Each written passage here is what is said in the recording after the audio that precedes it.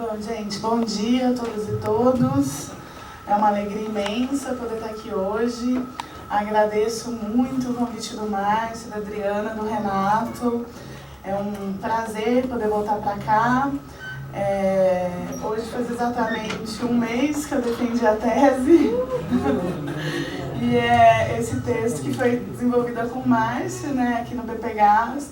Ela se chama As Donas do Fogo, Política e Parentesco nos Mundos Guarani. Foi um trabalho que foi feito com as mulheres Guarani e que focava muito esse contexto no Mato Grosso do Sul, que já foi bastante falado ontem com o Celoniel, com o Levi, que são as retomadas e as reservas criadas pelo Estado brasileiro no intuito de acomodar os indígenas que haviam sido expulsos no século passado pelo Estado brasileiro. Então, eu fiz um textinho aqui para tentar não perder muito tempo e vou tentar ler para vocês aqui.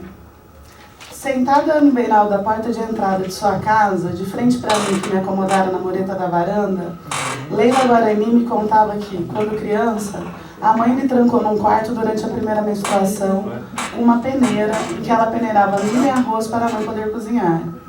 A mãe cuidava da sua alimentação naquele momento, tratava-se de uma dieta alimentar especial para a ocasião. Eu então me levantei, fui até o cômodo onde encerrar as minhas tralhas, peguei uma peneira que havia trazido de outra aldeia, mostrei a ela e perguntei: era igual essa daqui? Ela se emocionou ao ver o objeto em minhas mãos e eu não tive outra reação a não ser presenteá-la. Feliz, emendou muitas histórias desse momento. Contou que não gostou de ter o cabelo cortado, dos banhos de remédios com odores desagradáveis que tomou, da reclusão submetida e da comida restringida. Não repetiu na mesma intensidade os procedimentos com suas filhas quando estas chegaram à menarca. Mas o que menos gostou foi que houve um momento em que sua mãe chegou com um socador de pilão, enquanto ela estava acocorada peneirando os grãos e tentava acertar seus pés. Leila se desesperou, levantou-se, jogando a peneira para o alto e começou a pular, na tentativa de proteger os pés. Quanto mais ela se esquivava do pilador, mais a mãe a perseguia. Ela diz: hoje eu entendo que ela estava me formando para eu saber me defender, ensinando o Chondaro, que os Kaiowá chamam de santo. Estavam formando um corpo de guerreira. É preciso ter corpo de guerreira para viver na fronteira entre o Brasil e o Paraguai, na fronte da luta contra a invasão de seus territórios tradicionais. O corpo franzino daquela mulher, que se agiganta com suas histórias e seus ideais, foi produzido para suportar o dia a dia nas aldeias, as dificuldades de crescer dentro de uma reserva, se casar, fazer filhos, enterrar o marido, despertar para a luta e fazer dela seu motivo de vida. Este corpo foi produzido com as rezas de seus avós, com as massagens de sua mãe, com os remédios dos quais ainda hoje ela guarda os saberes, com os alimentos verdadeiros que cultiva em seu quintal e que a faz uma dona de seu fogo, e o fogo como a unidade sociológica mínima, né, que forma aí o Tecorá, que o Levi Pereira trouxe para a gente pensar.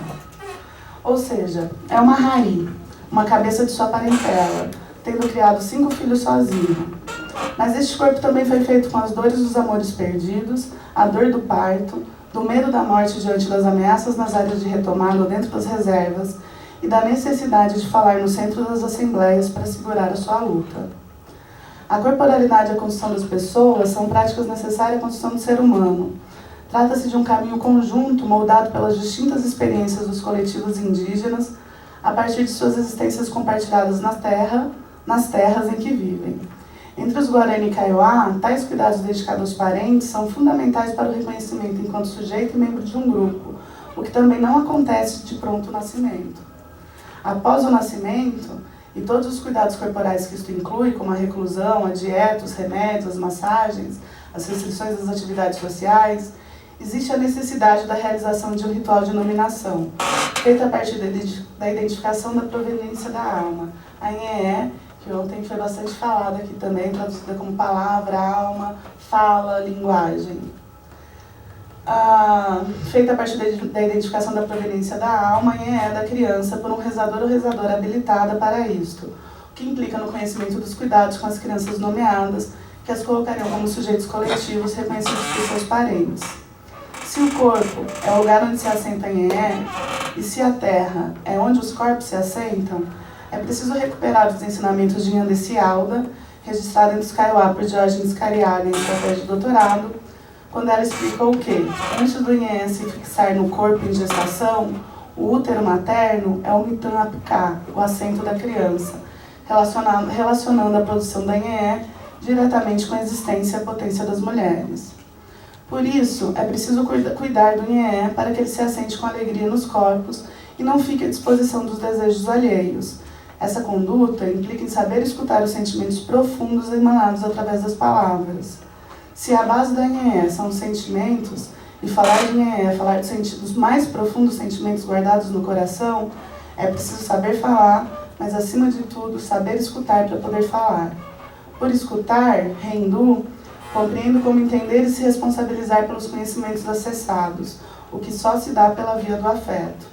Deve-se ouvir com o coração, que ativará o pensamento para a intensidade necessária às reações. Não por acaso, uma das palavras referentes a pensamento, em Guarani e Kaiowá, pode ser traduzida como Piaiomongetá, que ao pé da letra pode ser traduzido como conselho, conversa do coração, estômago e peito. Os cuidados corporais das mulheres perpassam por aqueles que os recebem sobre aqueles que os produzem. Na gravidez, muitos cuidados são tomados pelo casal, pois é derivado da conjunção das substâncias dos dois, sangue e sêmen, quando todo não cuidado pode produzir efeitos no casal e na criança, e quiçá em toda a aldeia. Após o nascimento, o resguardo deve, idealmente, ser realizado pela mulher e pelo marido em modalidades e intensidades distintas, sejam de alimentos, banhos, infusões, remédios do mato ou mesmo de rezas cantos. Por isso, até o momento do batismo da criança, todos os cuidados devem ser tomados à risca. Sua INE ainda está assentando em seu corpo. Tem poucas histórias no coletivo e pode se desapegar com facilidade ou ser seduzida por algum ser não humano, como espírito ou animal. Por isso, fazer as crianças alegres e felizes junto à sua parentela é fundamental, assim como as mães, pois se são em seus úteros que a criança se assenta para receber sua INE e de seu leite a criança se alimenta, ele precisa ser transmitido com afeto e generosidade, Boraihu, como aprendemos ontem com o Lucas e com o Tiago. Mas para isso, as mulheres também precisam de cuidados afetuosos e solidários. Conforme Sandra Benites, antropóloga guarani, a mulher pode adquirir a cantarauá ao longo da sua vida. Se vive ou viveu na pressão. Se uma mulher guarani fica com a cabeça louca, é porque alguém a enlouqueceu. Sandra Benites descreve que os mais velhos de seu povo sempre orientam as mães a não falar palavras à toa por impulso na hora da raiva, se referindo aos filhos. Pois, segundo a autora, isso pode ocasionar o desejo da criança querer voltar para a morada celeste. Por isso, os cuidados maternos são fundamentais. Alimentos, remédios, palavras, cantos e rezas que vão manter a sua INE alegre e, consequentemente, a sua cabeça. E assim poderá repassar esses sentimentos profundos e positivos através de suas palavras e de suas substâncias, como o leite materno, o suor, a saliva e as lágrimas. É o seu sangue que liga a criança ao seu princípio vital e é o seu leite que a mantém em condições para receber e aceitar sua INE na vida terrena. A memória é ativada no processo de gestação, através de cuidados dedicados aos outros, tais quais os dedicados a si mesmo. Alimentar é um desses cuidados para o sangue e pensamento. Desde a amamentação ao alimento transformado no fogo e na reza, alimentar pressupõe relações aprofundadas e bagagem de conhecimento, o que confere um papel de importância às mulheres. Tanto é que vem daí a autodenominação de donas do fogo. São as mulheres que geram, que nutrem, que fazem crescer o futuro. São elas que apresentam as crianças ao coletivo e contribuem com seu reconhecimento, inclusive afetivo, enquanto membro. Os rituais dedicados aos cuidados com diversos tipos de sangue, Tangui, Ragui, que vertem, como o sangue corporal e a menstruação, o resguardo e os cuidados são distintos, mas geralmente recordados com amargura e dor pelas mulheres que passaram por ele, como o ritual da primeira menstruação citado no início desse texto. A memória da solidão e dos cuidados desconhecidos incutem o sentimento de sofrimento e estão relacionados ao pensamento, já que é, possivelmente, a primeira vez que essas meninas se submetem a uma situação de não convívio social, de ruptura da comensalidade. O silêncio, para Sandra Benites, é fundamental para o cuidado do pensamento nestes momentos, pois provocam reflexões profundas que visam a alegria e o bem-estar das mulheres e de seus parentes. Por isso precisam de concentração. Este é o momento do pensamento, dos cuidados com a cabeça, quando todos da família pensam na pessoa reclusa, pais, mães, avós, irmãos e primos. E a própria menina também pensa em si e na família, fazendo crescer a coragem, moldando as suas palavras, como no exemplo deixado por Nhandeci, a primeira mãe, que sai andando grávida e sozinha pelo mundo, pensando em seus filhos e em seu companheiro, que também pensam nela. Desta maneira, o resguardo praticado pela menina exerce efeitos positivos e de cuidado sobre todo o coletivo e constrói em seu próprio corpo a memória do coletivo iniciada. Os rituais de primeira menstruação deixam marcas no pensamento, por isso não se esquece deles. E é por isso que nesses rituais dizem fazer nascer de novo, pois deixam de ser meninas crianças para se tornarem mulheres aptas a serem donas de seus fogos e que, para isto, os cuidados com as substâncias e fluidos corporais são fundamentais. Entre os Kaiowá e Guarani, a composição de sangue se dá por que é água, e Arandu, que é conhecimento. São duas matérias vitais para a produção da vida. Faz com que os cuidados com as substâncias expelidas pelas mulheres tenham de ser de domínio comunitário, pois ao expelir sangue, verte-se vida vivida, que fica exposta, especialmente nessas ocasiões, a todos os seres que compõem os mundos Guarani e Kaiowá. O período da menopausa é percebido como um momento em que a mulher cessa o vertimento de sangue, o que a colocaria numa condição de corpo frio e maior constância. Todavia, esse também é o momento em que todos sabem que ela está no auge da experiência da mansidão e que, não coincidentemente, é neste momento, principalmente quando vira avó, que tem suas palavras ainda mais quentes e libertas, podendo acioná-las conforme seus desejos, sem se preocupar muito com os defeitos, já que o respeito e a admiração por sua trajetória e palavras encanta escutas que se desdobram em ações de respeito, ação que protagonizam com seu encantamento, evocado por suas substâncias e palavras, e o efeito dessas sobre o coletivo. São com estes corpos que as mulheres ocupam as assembleias indígenas e as trincheiras de luta, onde são incentivadas por outras mulheres a falarem, a enfrentar a timidez, a falta de habilidade ou prática e o medo de falar errado, ou de rememorar as dores, das doenças, da fome, dos pais e avós falecidos, dos filhos perdidos, da violência dos fazendeiros que assolam seus corações. Entre gritos de embaretê, que é força, e do chacoalho de seus embaracá, quando as emoções dominam, as mulheres seguem aprendendo a falar e rezar e cantar para ter corpos de luta também nas formações coletivas com outros corpos de mulheres, mas também de homens. Há alguns anos, venho sugerindo uma observação do quanto as falas das mulheres Guarani e Kaiowá, quando proferidas, soam com outro peso nos mundos Guarani, no que se refere à potência política conferida às mulheres. A fala dura evocada pelas mulheres sugere o domínio das palavras naquilo que a Guarani Mbiá Queretu e Chapuri chamou a atenção, dizendo que as mulheres precisam recuperar a sua posição no fazer político, principalmente no que se refere aos espaços públicos, ocupados majoritariamente pelos homens. A boa oratória, a generosidade, a capacidade de moderação são atributos de uma liderança entre os Guarani e Kaiowá, como já mostrou Pereira, Valiente e Cariaga. Conhecidas pelas boas e afiadas palavras, esses indígenas tendem a ter na potência da chefia indígena, seja do fogo, da parentela ou da tecorrá. É muito comum ver as lideranças falando nos espaços públicos e as pessoas fazendo outras coisas, sem aparentemente ouvi-las. O que dentro do fogo parece ser diferente. Falar é obrigação do chefe, como nos ensinou Pierre Clastres, e através das palavras, cativar e preparar as pessoas para a escuta e encantar a sua nhenhé.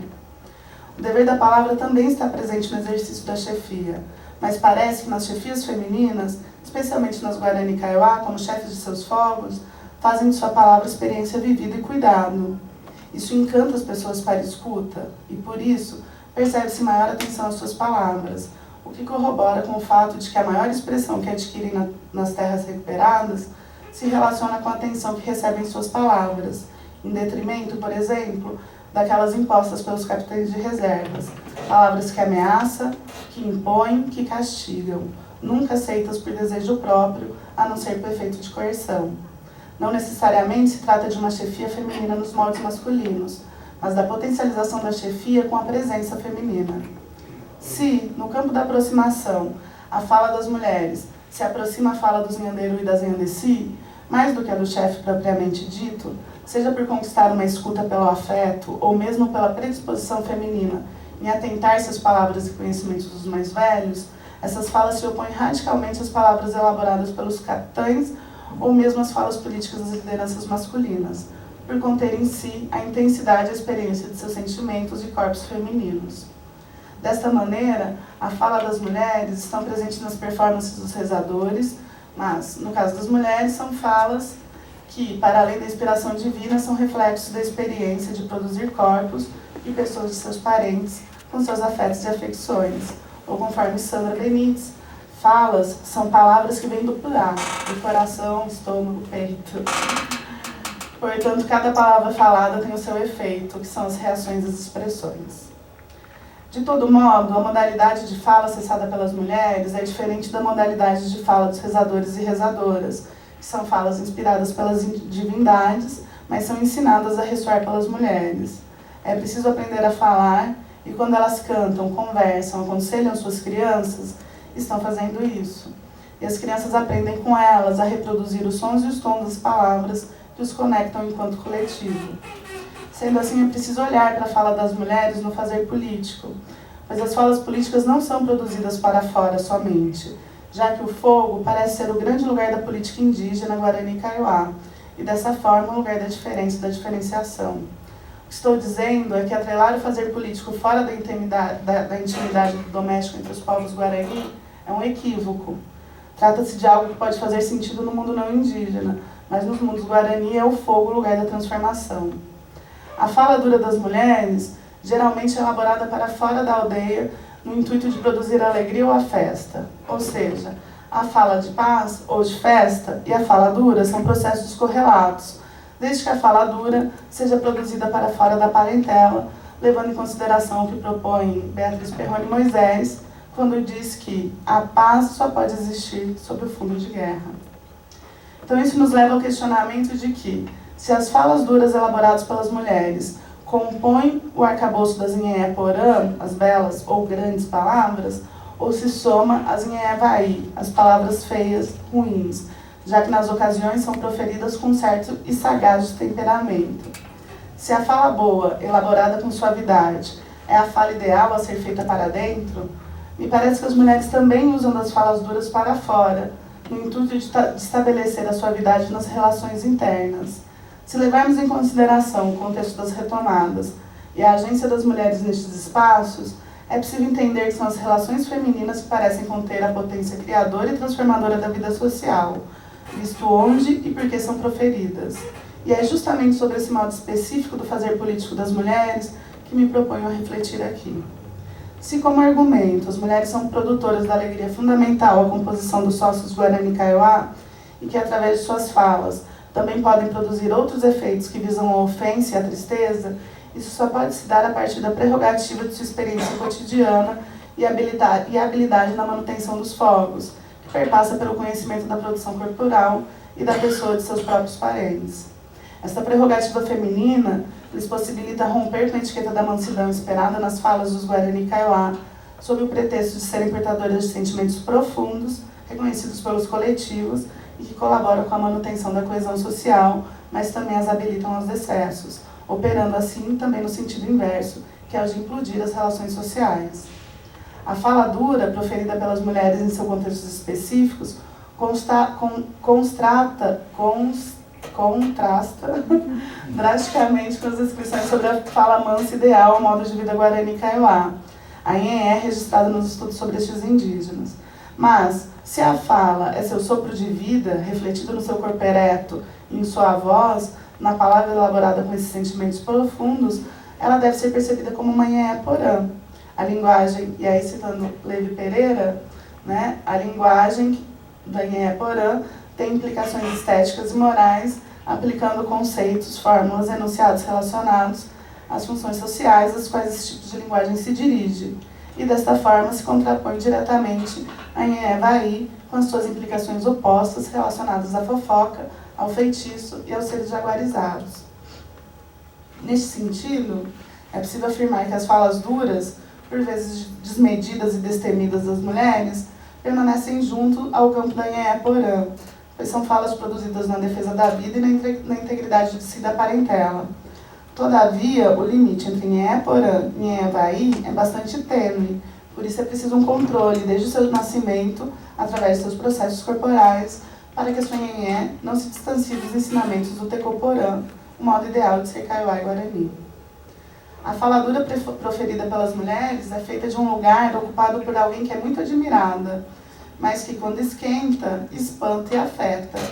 Pensar nessa lógica possibilita trazer o conflito para a vida das mulheres, pois nos registros existentes, geralmente são fora do conflito ou são as agentes instituintes do conflito e da guerra. Sugiro que as falas das mulheres sejam falas com outras etiquetas, não seguindo as que seguem as falas duras do chefe. Neste caso, elas podem ser falas duras e quentes, porque elas são admiradas nas suas falas suaves e frias, que desacaloram o coração. A fala dura da mulher é a fala de quem conhece o Tecoporã e tem a boa percepção para atuar quando ele está ameaçado. A admiração existente nessas palavras femininas, proferidas nas casas de reza, também existe em relação às falas duras realizadas nas situações de conflito ou desordem do grupo. Mas a percepção dessas falas, para além das falas públicas realizadas para fora, só podem ser percebidas na intimidade, no cotidiano. Por isso, o trabalho de campo contínuo, e como disse Luísa Belaúnde, gostar das mulheres, apesar das intempéries provocadas para a permanência em campo nos mundos Guarani, são ações fundamentais e privilegiadas que compensam a superação de qualquer dificuldade imposta pelo contexto. Não se trata de fala cotidiana no sentido das que fazem os líderes. São falas ativadas diante de situações de perigo iminente para o coletivo e justamente os saberes dessas mulheres, suas experiências e expertises em apaziguar as quenturas da vida, em levantar as pessoas, são acionadas para esse lugar de fala intensa e desmedida. Obrigar pela palavra, machucar pela palavra, é somente tolerado para fora quando produz a paz internamente. Neste ambiente, sabe-se que a palavra pode ser violenta e por isso ela é punida como um ato em si, pelas próprias lideranças ou pela própria comunidade, quando ocorre de ser a palavra da liderança que ameaça e violenta, como no caso dos capitães de reserva. Desta maneira, se a palavra pode ser violência, a convivência com a violência gerada pelos próprios parentes é insuportável, mas ainda assim produzem e transformam o social. Tornam-se conflitos intoleráveis quando se deve cultivar a boa palavra, e então geram afastamentos e ocupações de novos lugares, com novos coletivos e organizações como as retomadas. Como afirmou Lisandréia Guarani, a palavra das mulheres Guarani não é frágil, ao contrário. A palavra forte das mulheres precisa tocar o pensamento, pois as boas palavras espantam a violência das palavras erradas. Mas não se pode negar que a violência vivida no cotidiano feminino fez com que as mulheres tomassem para si o exemplo de Nhandecy Eté e se encorajassem em defesa de seus corpos, de seus parentes e de seus territórios. Leila Guarani tem proferido inúmeras falas fortes quando enfrenta o agronegócio brasileiro, os políticos, além de vivenciar inúmeros conflitos com fazendeiros locais, políticos sul-mato-grossenses e a polícia, nos processos de recuperação de seu Tecorraio e Vicatu. A fala forte de Leila e de outras mulheres, quando elaboradas em espaços públicos, costuma ser dirigida...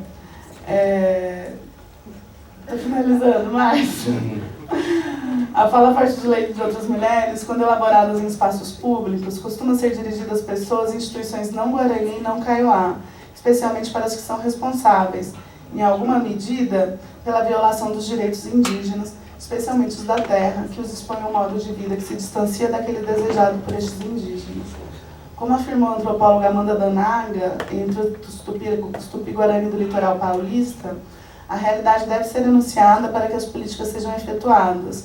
Assim, se tal realidade se apresenta dura, torna-se incompatível falar sobre ela de outro modo que não por meio de uma fala também dura e aguerrida. Dessa maneira, não há como discordar de Beatriz Perrone Moisés quando ela afirma que, quando os índios atuam no ambiente da nossa política, tem de agir na chave da guerra, não mais de borduna, mas de palavras. Isso leva à percepção de que o que vem sendo chamado de políticas de mulheres se efetiva a partir do modo como as mulheres encaminham suas relações, que são prioritariamente marcadas pelos seus sentimentos profundos, externados ora em falas suaves para dentro, ora em falas duras para fora, mas as duas coexistem com o objetivo da doçura do viver bem, da terra garantida, do fogo erguido, das pessoas felizes, das palavras do coração. As mulheres podem ter o corpo quente para em seguida acalmar-se. Elas servem a guerra e a festa também. As diversas modalidades, e por último, as diversas modalidades de fala femininas representam relações que se materializam através dos cuidados, mas também das acusações, das proximidades e distanciamentos que compõem o cunhar-eco, que é o modo de viver das mulheres. Dessa forma, há limites entre a Nhevaí, que é fala ruim, e a Nheporã, que seria fala boa, como que num desequilíbrio perpétuo, né? Como ensinou aí Levi-Strauss, né? Junto com os Guarani, com Daniel Pierre, Lucas Kise e Diógenes Cariaga. Como que num desequilíbrio perpétuo, onde a dualidade das palavras é composta por um par de oposições, mas se desestabiliza por ser também povoada por um trio que inclui as Nhe-Ratã, as palavras duras. Elas têm que ser alimentadas e observadas por muitos motivos. Um deles é o de que as mulheres sabem que seus excessos publicizados, ou mesmo alguns de seus próprios desejos, ou o conteúdo de seus saberes, pode ser entendidos como provocações potenciais que colocam em risco, inclusive, as suas próprias existências. É isso. Muito obrigada.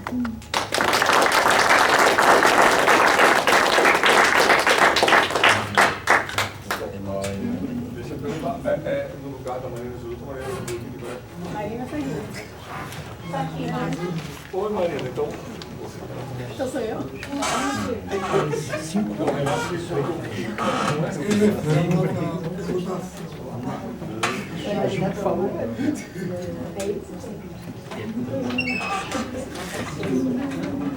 Acho que é Paula, né?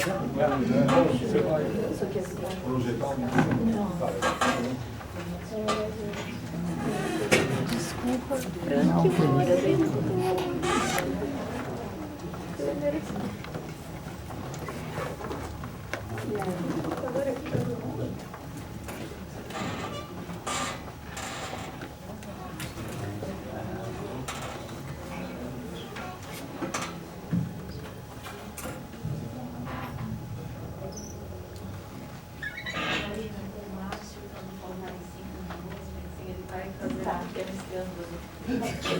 Não, ele foi discreto. Não, você está ontem eu fui censurado por vocês porque não levei a coisa. Eu sei, mas hoje está muito bom, Márcio. Tá. Tranquilo. Precisa.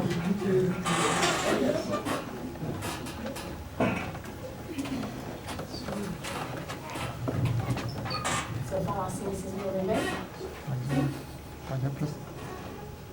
O pessoal de trás ouve? Sim, sim. Ou precisa chegar mais próximo? Aproxima um pouco, por favor. Assim fica legal? Tá bom? Tá. Bom, queria começar agradecendo, né, o convite, que me chegou através do Renato, mas a todos os organizadores do evento, o Márcio Silva, a Adriana Testa, Alexandre Soares. Queria parabenizá-los pelo encontro, né? Está sendo super importante. Também queria me desculpar por não poder estar aqui todos os dias, estou lamentando muito perder todas as apresentações, mas o começo da minha semana é sempre super atribulado, porque eu estou dando aula segunda e terça, então não tive como estar aqui, mas, enfim, tenho certeza que estão acontecendo falas importantes aqui nesse encontro.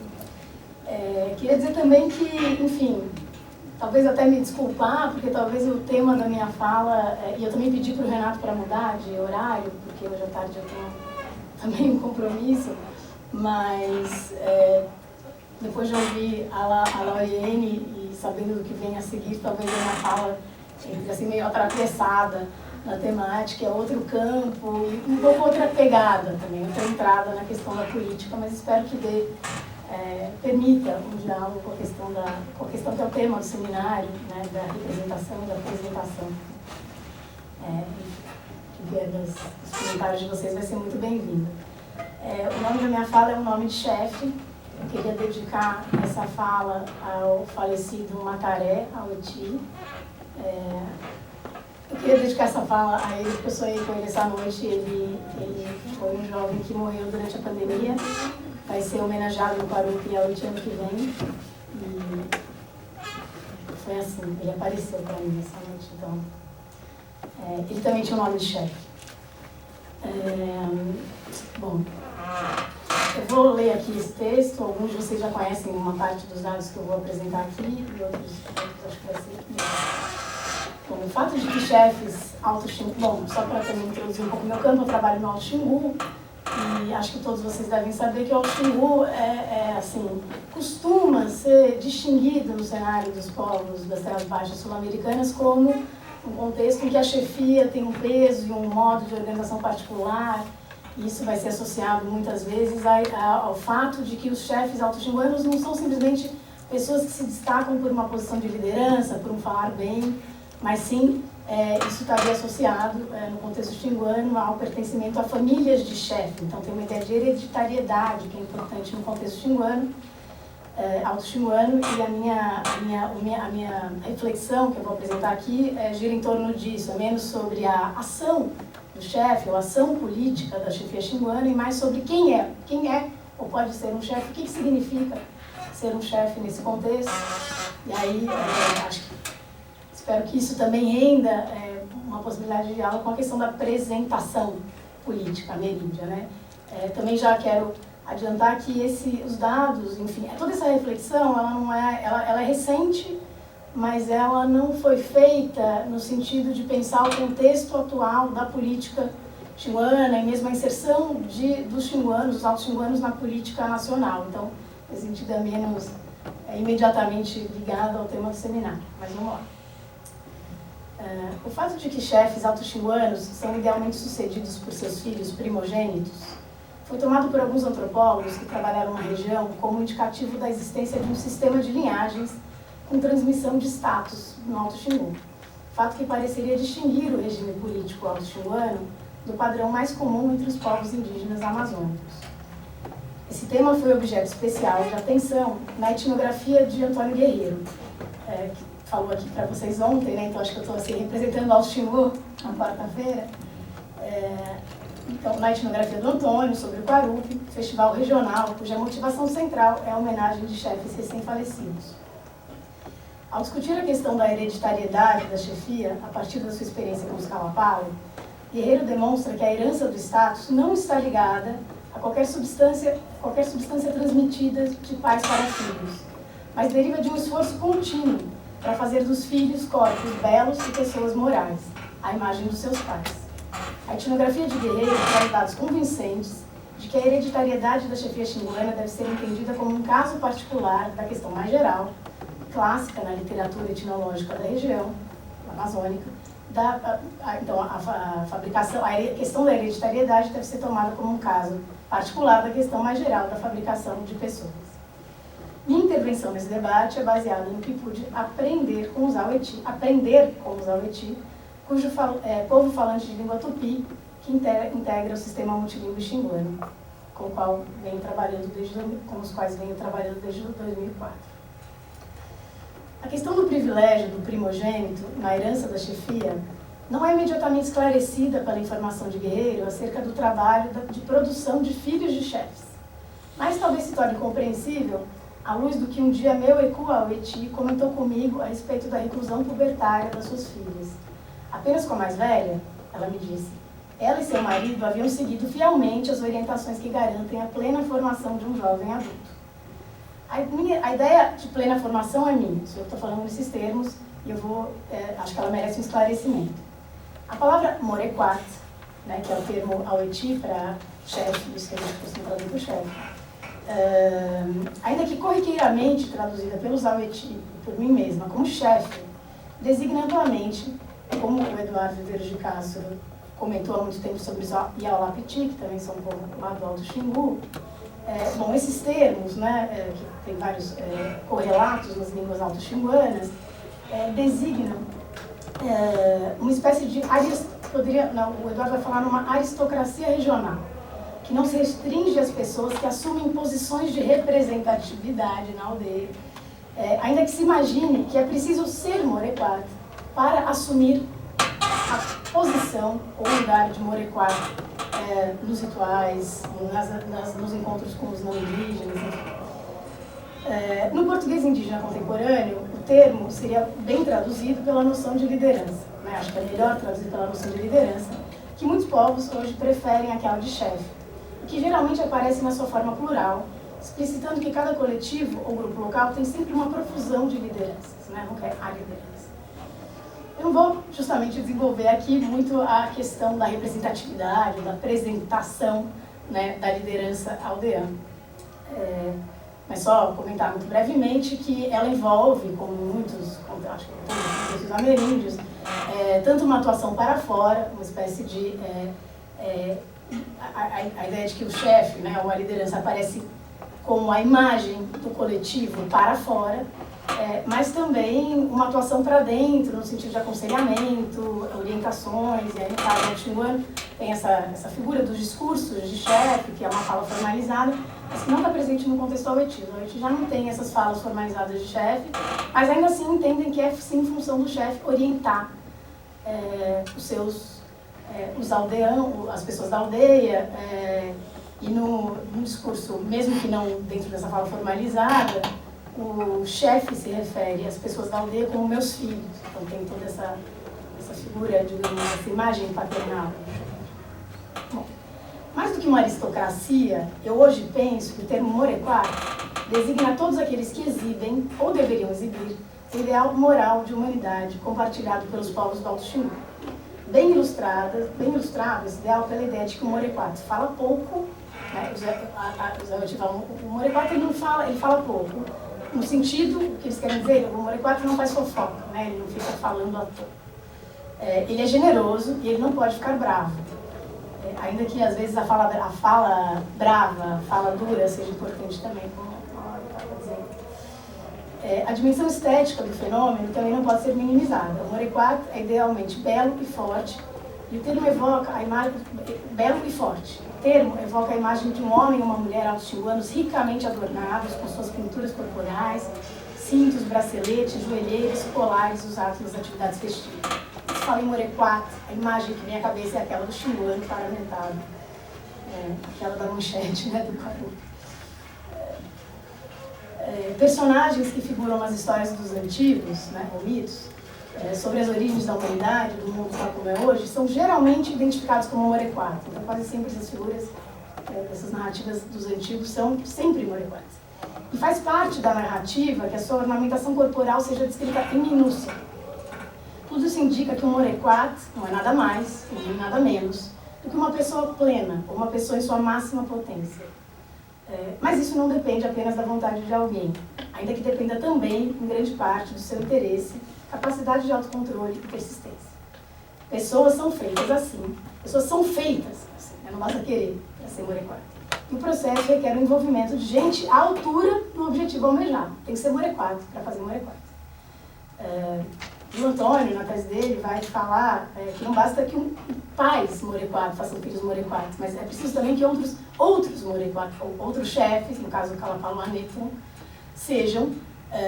reconheçam alguém como um chefe, né? Então é preciso chefes para que um novo chefe seja feito e um novo chefe seja reconhecido enquanto tal. A formação do novo morequá pode parecer à primeira vista apenas um processo educativo, mas o leitor familiarizado com a literatura americanista certamente já sabe que me refiro essencialmente a procedimentos que incidem sobre o corpo de crianças e adolescentes. No caso da reclusão pubertária praticada pelos alto-xinguanos, o processo envolve sobretudo a ingestão regular de eméticos e uso de outras substâncias que propiciam a constituição de corpos belos e fortes, aliados a uma rígida proibição de atividades físicas, como caminhar e manter relações sexuais, evitação radical da luz do sol e do olhar da maioria das pessoas. Aspectos físicos e morais não se distinguem e são mutuamente constitutivos. É preciso seguir exortações morais dos mais velhos para fazer aquilo que garante um corpo bom e bonito, mas o que se faz sobre o corpo também produz efeitos sobre o pensamento da pessoa.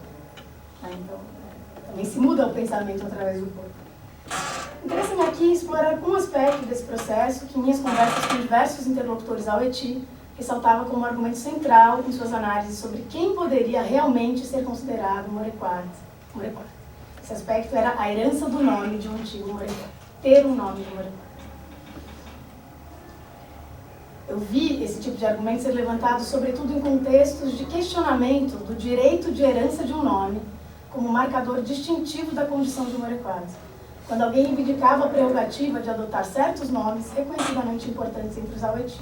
Então, ele tem esse nome é de chefe, mas esse nome ele não deveria ter, esse nome, na verdade, era do meu avô, então esse tipo de querela, que vai mobilizar a minha atenção para essa questão dos nomes, e que eu via os Aweti sempre mobilizando para pensar se alguém era ou não era verdadeiramente morequado, merecia, digamos, ser tratado como tal. Como espero conseguir demonstrar, entendo que o nome conecta de maneira particularmente interessante a questão da hereditariedade, aquela da feitura dos chefes, mas não só dos chefes. E desse modo, nos permite dar um sentido propriamente etnográfico à noção de herança, além de ajudar a iluminar a questão da importância da primogenitura. Porque o primogênito é que tende a ser o sucessor, né, de um chefe na posição de aquele que atua como conselhador e aquele que, digamos, ocupa, se apresenta como o coletivo nos contextos para fora, né? Por que o primogênito? A observação da importância dos nomes de chefe nas análises produzidas pelos próprios Aweti conduziu-me ao longo da minha convivência com eles a uma investigação mais ampla sobre a natureza e o efeito dos seus nomes pessoais, levando-me à ideia de que nomes fazem corpos, ou uma outra maneira de fraseá-lo, são partes do corpo da pessoa. O primeiro passo será entender a dinâmica básica do sistema nomástico Aweti, mas antes eu gostaria de fazer uma ressalva rápida, né? Ainda que muitas vezes eu tenha escutado os meus anfitriões, porque eu estou trabalhando num contexto em que são povos falantes de línguas distintas, que compartilham um padrão de vida, um padrão estético, um padrão cultural. E essa homogeneidade é muito enfatizada, em geral, pelos próprios chimanos, em certos contextos, em outros é o contrário. Eles que falam são assim, eles são assados, claro, vocês sabem o que é isso. Mas em relação aos nomes, muitas vezes os Aweti me diziam, é tudo igual, em todas as aldeias é assim, esses nomes estão em todas as aldeias, é tudo assim. Agora, eu não fiz uma investigação para além do meu contexto de pesquisa, e também não temos dados de outros autores que trabalharam em povos xinguanos que possam reiterar ou não o que eu consegui entender do sistema onomástico Aweti, do que é importante para eles, por exemplo, em relação à questão da transmissão. Em todo caso, e para mim essa ressalva tem sido cada vez mais importante, eu estou convencida de que o Alto Xingu não existe senão sob a forma não totalizável das perspectivas parciais que o compõem. Então, assim, a verdade, o Alto Xingu, né? Tem os Altos Xingus, né? Esse é o Aweti, isso que eu vou apresentar aqui. Toda pessoa alto-xinguana tem ao menos um par de nomes. Espera-se que um garoto receba o nome do pai, da sua mãe, e o nome do pai do seu pai. Enquanto a menina deve receber o nome da mãe, da sua mãe, e o nome do pai do seu pai.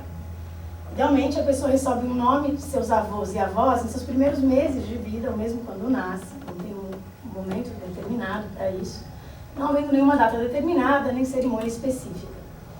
Esses nomes são designados pelos Aweti Teker Eput, um termo que eu estou propondo traduzir como nomes verdes, não vou explicar aqui porque eu entendo assim, então não é tão fundamental. A menina deverá trocar os seus nomes na menarca durante a reclusão pubertária, e os meninos, idealmente, abandonam os nomes infantis por ocasião da cerimônia de furação de orelhas, que se realiza em algum momento na infância e passagem para a adolescência, mas às vezes eles recebem um nome definitivo, que já, como a gente já vê, não é nunca definitivo, desde o momento de nascimento, porque a cerimônia de furação de orelhas é cara e às vezes os pais resolvem simplificar e não dar um nome infantil. Bom, o fato que a pessoa vai mudar de nome ao longo da vida várias vezes, uma das questões que se coloca, obviamente, é o que acontece com a existência de documentos de identidade. Vou antecipar aqui muito rapidamente para vocês, a minha pesquisa não foi nesse sentido, mas a minha percepção é que, sim, os documentos de identidade, eles fixam os nomes, o que não significa que as pessoas também não continuem mudando de nomes, digamos assim, para consumo interno. E às vezes esse consumo interno talvez seja minúsculo. O número de pessoas que realmente se interam de que alguém mudou de nome talvez esteja ficando cada vez menor, mas pelo que eu estou conseguindo acompanhar, as pessoas continuam mudando de nome lá. E agora, vão de fato ficar conhecidas por um nome, mais conhecidas, e mesmo mesmo antes dessa coisa da identidade ser tão importante, eu vejo que os velhos, que já mudaram de nomes várias vezes, em geral vão ser reconhecidos por um nome que eles já tiveram, que não é mais seu, mas que ainda ficou sendo, né? Então, é meio engraçado esse regime, porque já adiantando, não se trata de um acúmulo de nomes, não é que a pessoa vai ter vários, ela vai tendo cada vez mais nomes ao longo da vida, que de fato as pessoas trocam de nomes. Eu vou explicar como. Bom, antes de dizer sobre a questão da troca, circulando entre as aldeias do Alto Xingu, através de casamentos interétnicos, que não são nem obrigatórios e nem preferenciais, mas que são muito comuns, os mesmos nomes são compartilhados por todos aqueles que os Aweti reconhecem como agentes xinguanos, né, ou humanos, em certo sentido. Esses nomes muitas vezes têm significado conhecido numa língua, mas não em outra. Tem muitos nomes dos quais eles dizem são apenas nomes, então nunca me pareceu que o significado do nome tivesse alguma pertinência ou importância para ele. O que sim importa muito é de onde vem o nome, quem já teve esse nome, né?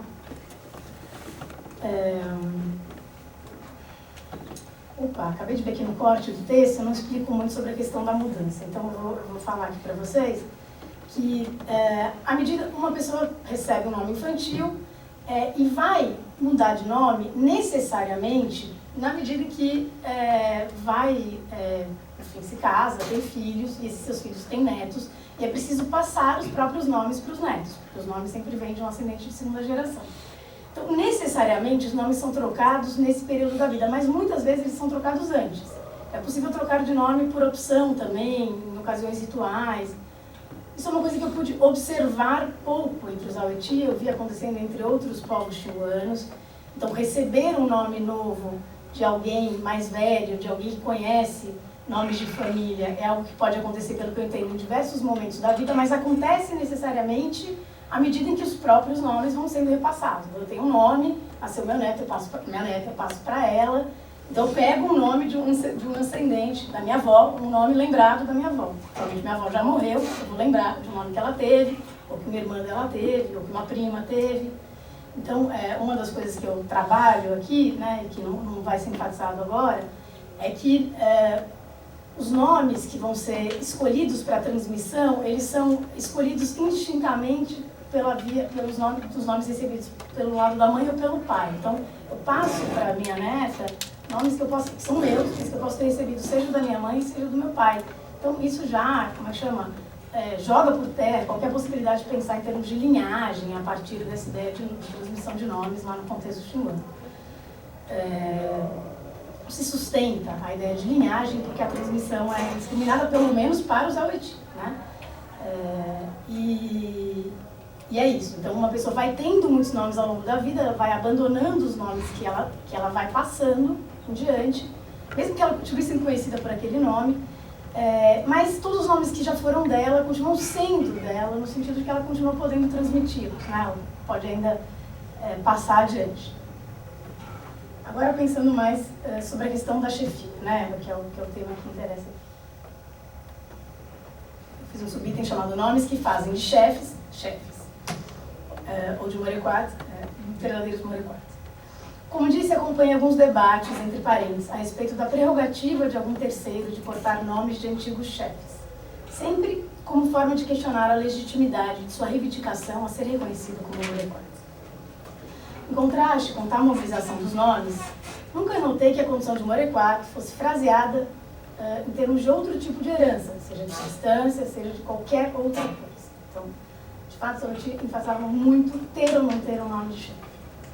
Contando-me os nomes que havia dado a seus filhos, um homem Aweti certa vez me explicou: não dê esse nome ao meu filho, fulano, porque esse nome foi de um Mokuretsat, que esse nome foi de uma pessoa que morreu de contrafeitiço. Quer dizer, um homem que foi acusado de feitiçaria, que é uma coisa importantíssima lá no contexto xinguano, que foi objeto de uma ação de contra-feitiçaria, que é idealmente uma ação que pode matar o feiticeiro que fez alguém adoecer ou morrer. Então, o homem que morreu disso vai ter esse nome, Mokuretsat. Significa aquele que, digamos, foi afetado pelo... Não precisa explicar, mas enfim. O nome de um Mokuretsat, o nome de alguém que morreu de contra-feitiçaria, quer dizer, o nome de um feiticeiro. O meu amigo não se referia a um parente feiticeiro, mas a um parente homônimo do famoso feiticeiro Aweti, protagonista de uma história antiga. As suas considerações não colocavam em questão, portanto, a conexão genealógica atestada pelo nome, mas as qualidades que ele poderia associar ao nomeado.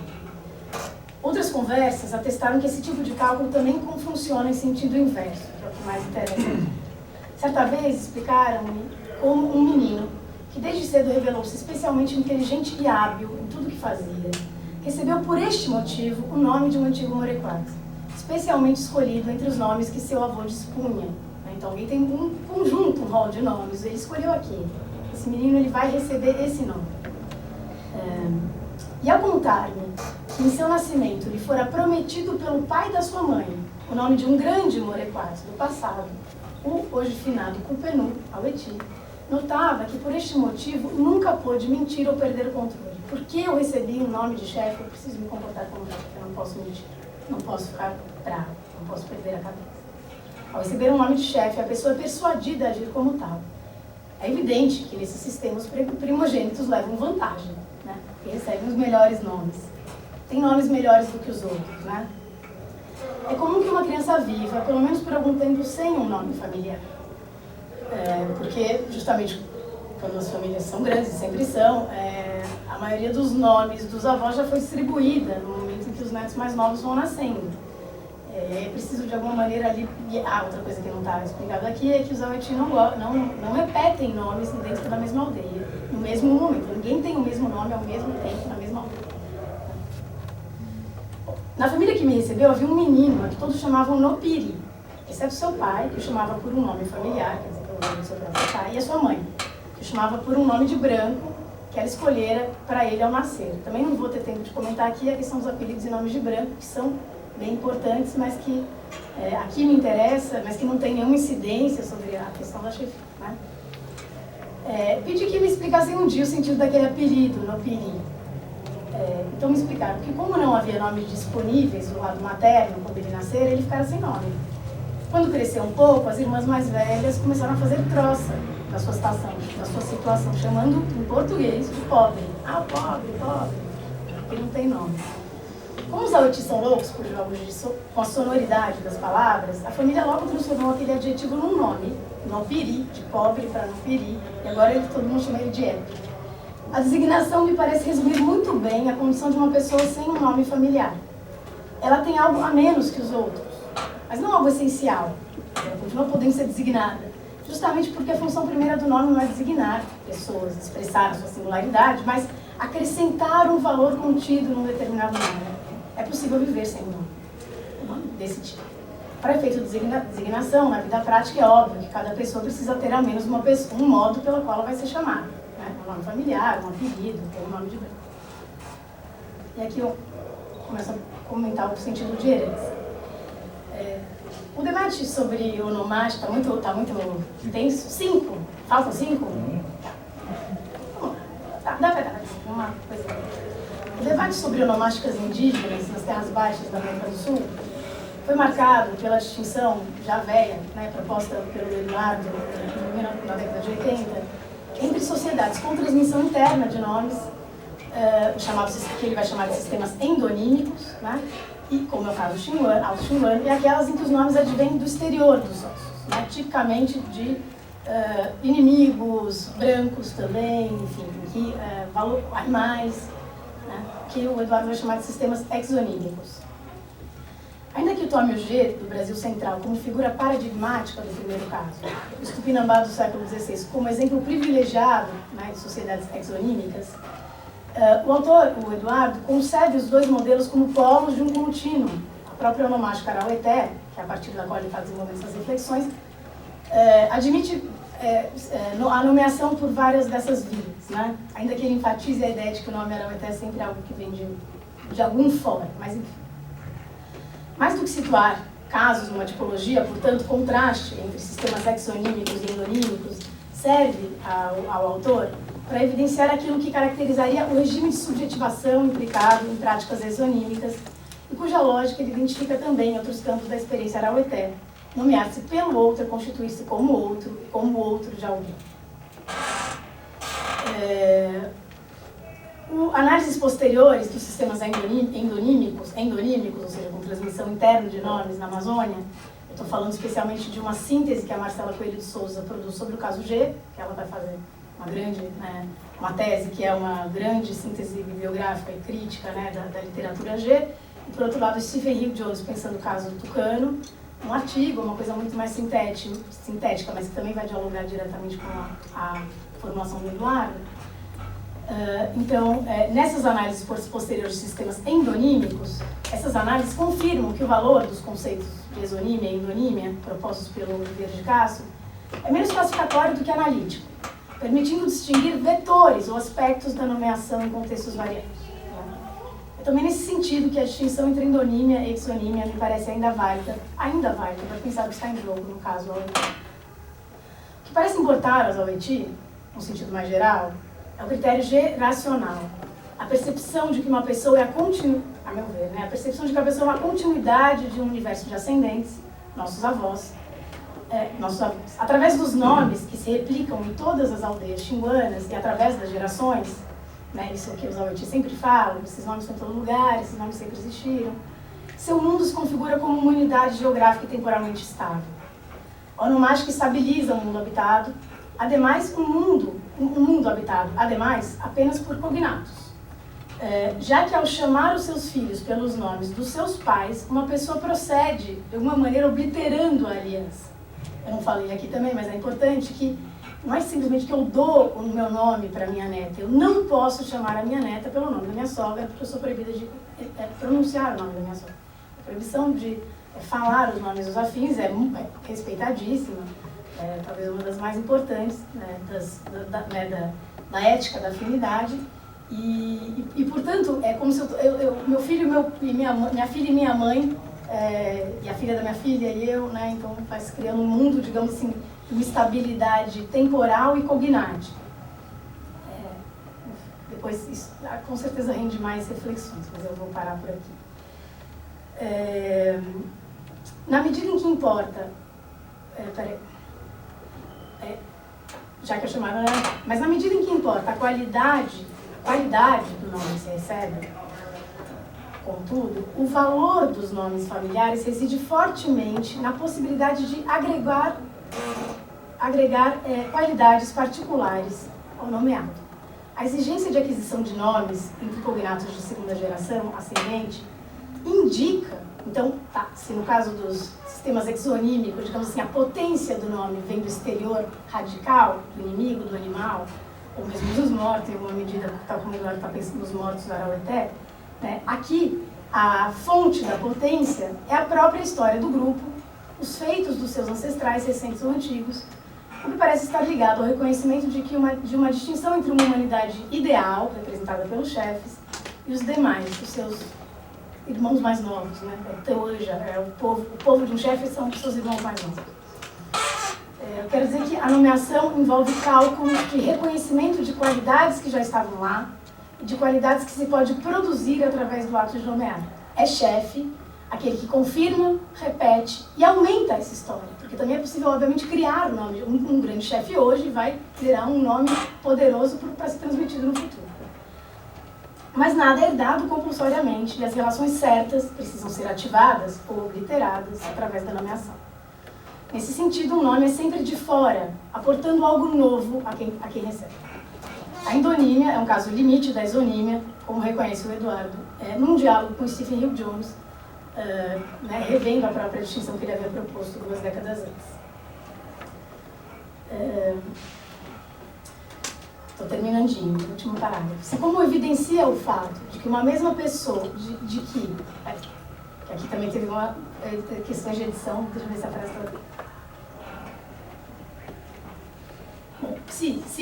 Como evidencia o fato de que uma mesma pessoa troca de nome inúmeras vezes ao longo de sua vida, o fato de que uma pessoa troca de nome inúmeras vezes ao longo da sua vida evidencia, a meu ver, uma coisa que eu desenvolvo melhor em outro contexto, a ideia de que a nomeação não tem como projeto a coincidência total entre nome e nomeado.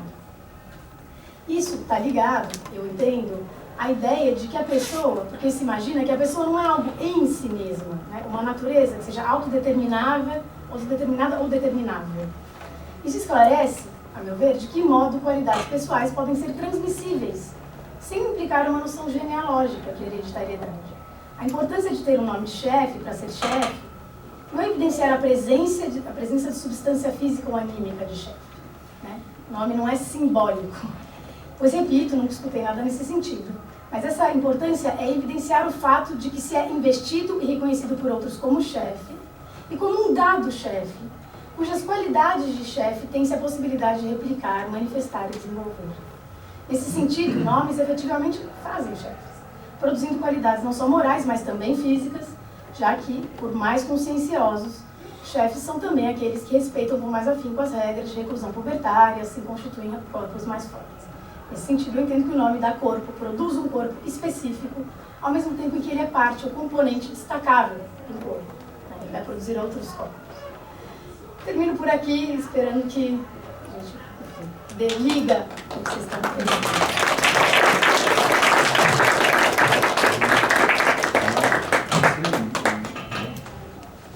Você pode, né?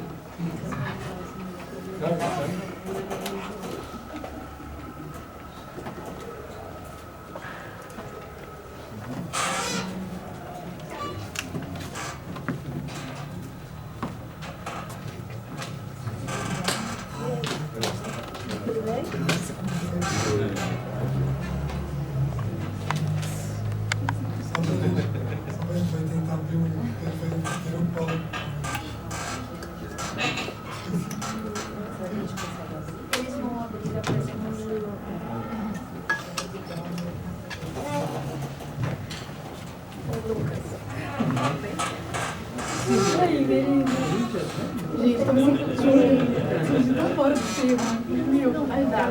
Vai, você não sabe. Você pode ouvir.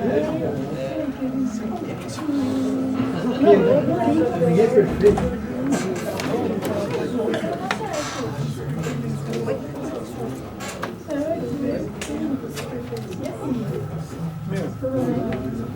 Apresentação.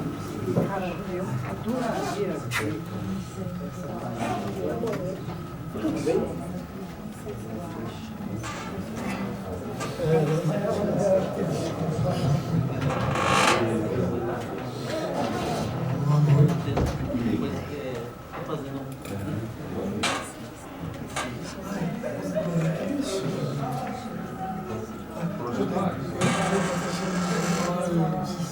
Mas agora porque a gente está fazendo uma coisa que é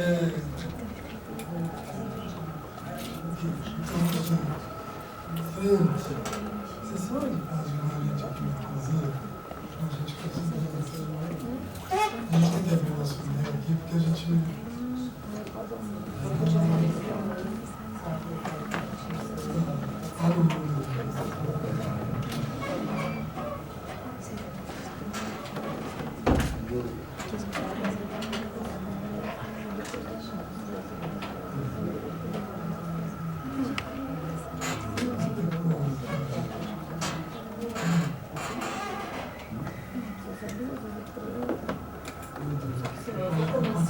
E aí, bom, a gente escreveu junto essa apresentação.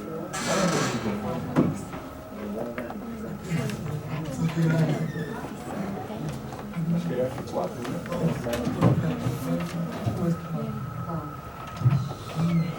Confuso.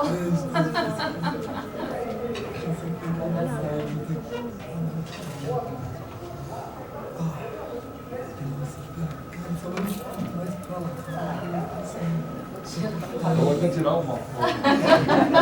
esse negócio aqui, ele tá bem um lugar aqui que eu tô bem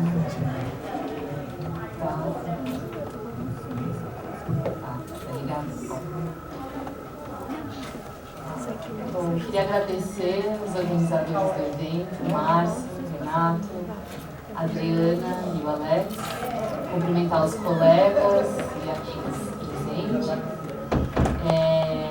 dizer que essa reflexão, digamos assim, tem um caráter bastante inicial. A gente propõe algumas hipóteses sobre as candidaturas indígenas femininas e a transformação no sentido de representação política. Vocês vão ver que a gente organizou mais ou menos em dois momentos, né? Uma introdução que consiste num panorama geral das candidaturas indígenas, sobretudo da bancada do COCAR, e o segundo momento em que a gente busca analisar alguns documentos, manifestos, cartas, sobretudo divulgadas e circuladas na internet, nas redes sociais.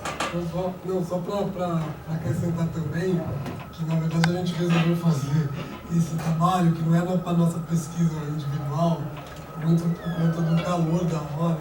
Então, o Chile está aqui. A gente até ia te perguntar, Chile, se você queria começar, mas agora a gente já foi. Porque a gente deu uma honra a Chile estar aqui, porque a gente resolveu fazer essa apresentação sobre as candidaturas indígenas, que dialoga bastante com o trabalho do Luiz, que apresentou ontem, e também uma coisa que não é uma pesquisa que a gente, não como o Luiz, né, que não é uma pesquisa que está sendo feita há muito tempo, mas ela foi produzida, digamos, no calor da hora mesmo, por conta das eleições, né, que a gente acha que tem um momento histórico, em relação às candidaturas indígenas e especialmente com as candidaturas de mulheres indígenas, e também num momento que nem esse, né, essa semana, dias antes de uma eleição importantíssima. Então, a gente pede desculpas pelo caráter um pouco impressionista, talvez, e fragmentário dessa reflexão que vai tentar, na medida do possível, também dialogar com as questões mais gerais aqui e, ao mesmo tempo, apontar para outros caminhos. Então, desculpa, só não ter... Tira o colchete depois do BR que vai melhorar. Muito devagar. Isso. Não, aí tira o BR. Tá, bom. O título da nossa apresentação é Indigenização da Política Institucional Brasileira, nota sobre as candidaturas de mulheres indígenas nas eleições de 2022.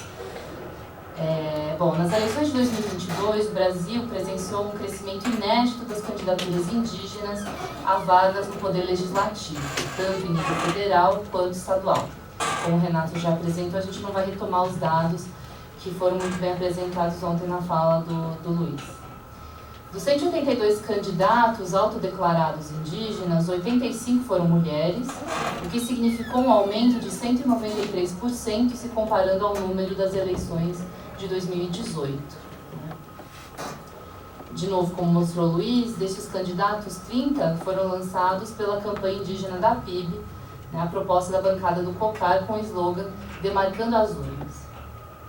De fato, como o Renato falou, a gente vive um momento histórico.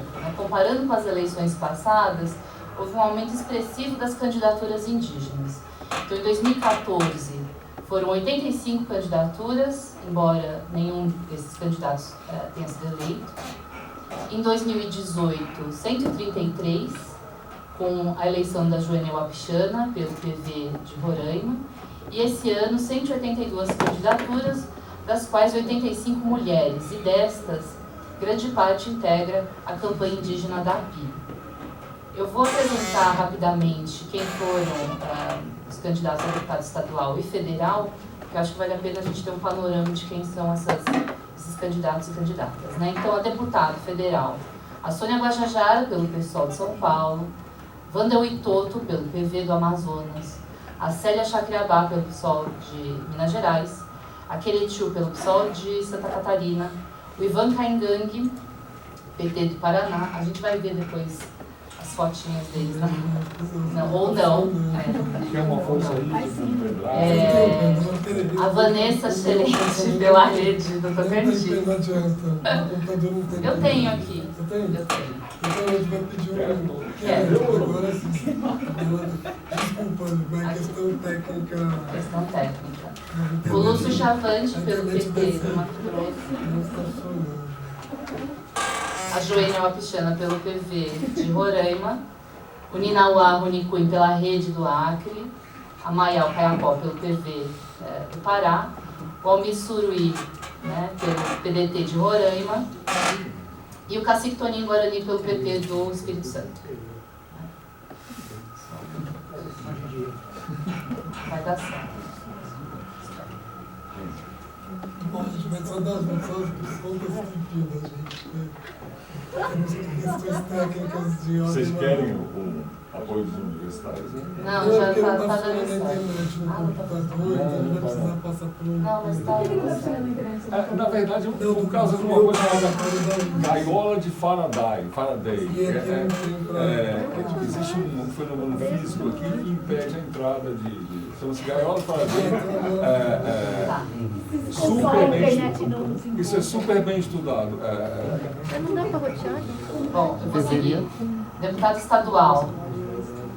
São 18 candidatos, dos quais, infelizmente, nenhum eleito. E aí eu vou mencionar a Juliana Alves Cacica Irê, do povo Genipapo Canindé do Ceará, que é mestranda em antropologia e cofundadora da Amiga, e foi candidata pelo PCdoB pelo Ceará. A Shirley Pancará, doutoranda em antropologia e membro da bancada ativista, né, candidata pelo PSOL de São Paulo. Coletivo Guarnicê, com Rosilene Guajajara, pelo PT do Maranhão. A Val Eloy, pelo PDT do Mato Grosso do Sul. O coletivo Resistência por São Paulo, né, que se candidatou pela rede do Estado de São Paulo. E aí é interessante notar que todos são professores, sendo alguns deles indígenas tupi-guarani. O slogan da campanha foi: por uma educação antirracista, vamos descolonizar o currículo paulista para que o vermelho em nossas mãos seja de urucum e jamais de sangue. Depois, o Júnior Machinelli, pelo PT do Acre, aluno de Ciências Sociais da UFAC, talvez nosso amigo Marcos Marques conheça o Júnior. O Lindomar Chocó, que foi ex-vereador do município de Porto da Folha, presidente do Conselho de Saúde dos Estados de Sergipe e Alagoas e cofundador da CESAI, foi candidato pelo PT de Sergipe. Depois, o coletivo Terra, Teto e Território, né? E o único membro indígena desse coletivo é o Cretan, que é o filho de uma liderança importante do povo Xoclengue, que é o Ângelo Cretan, e ele é um dos fundadores da TL e do Darpinsul, e foi candidato pelo PT do Paraná.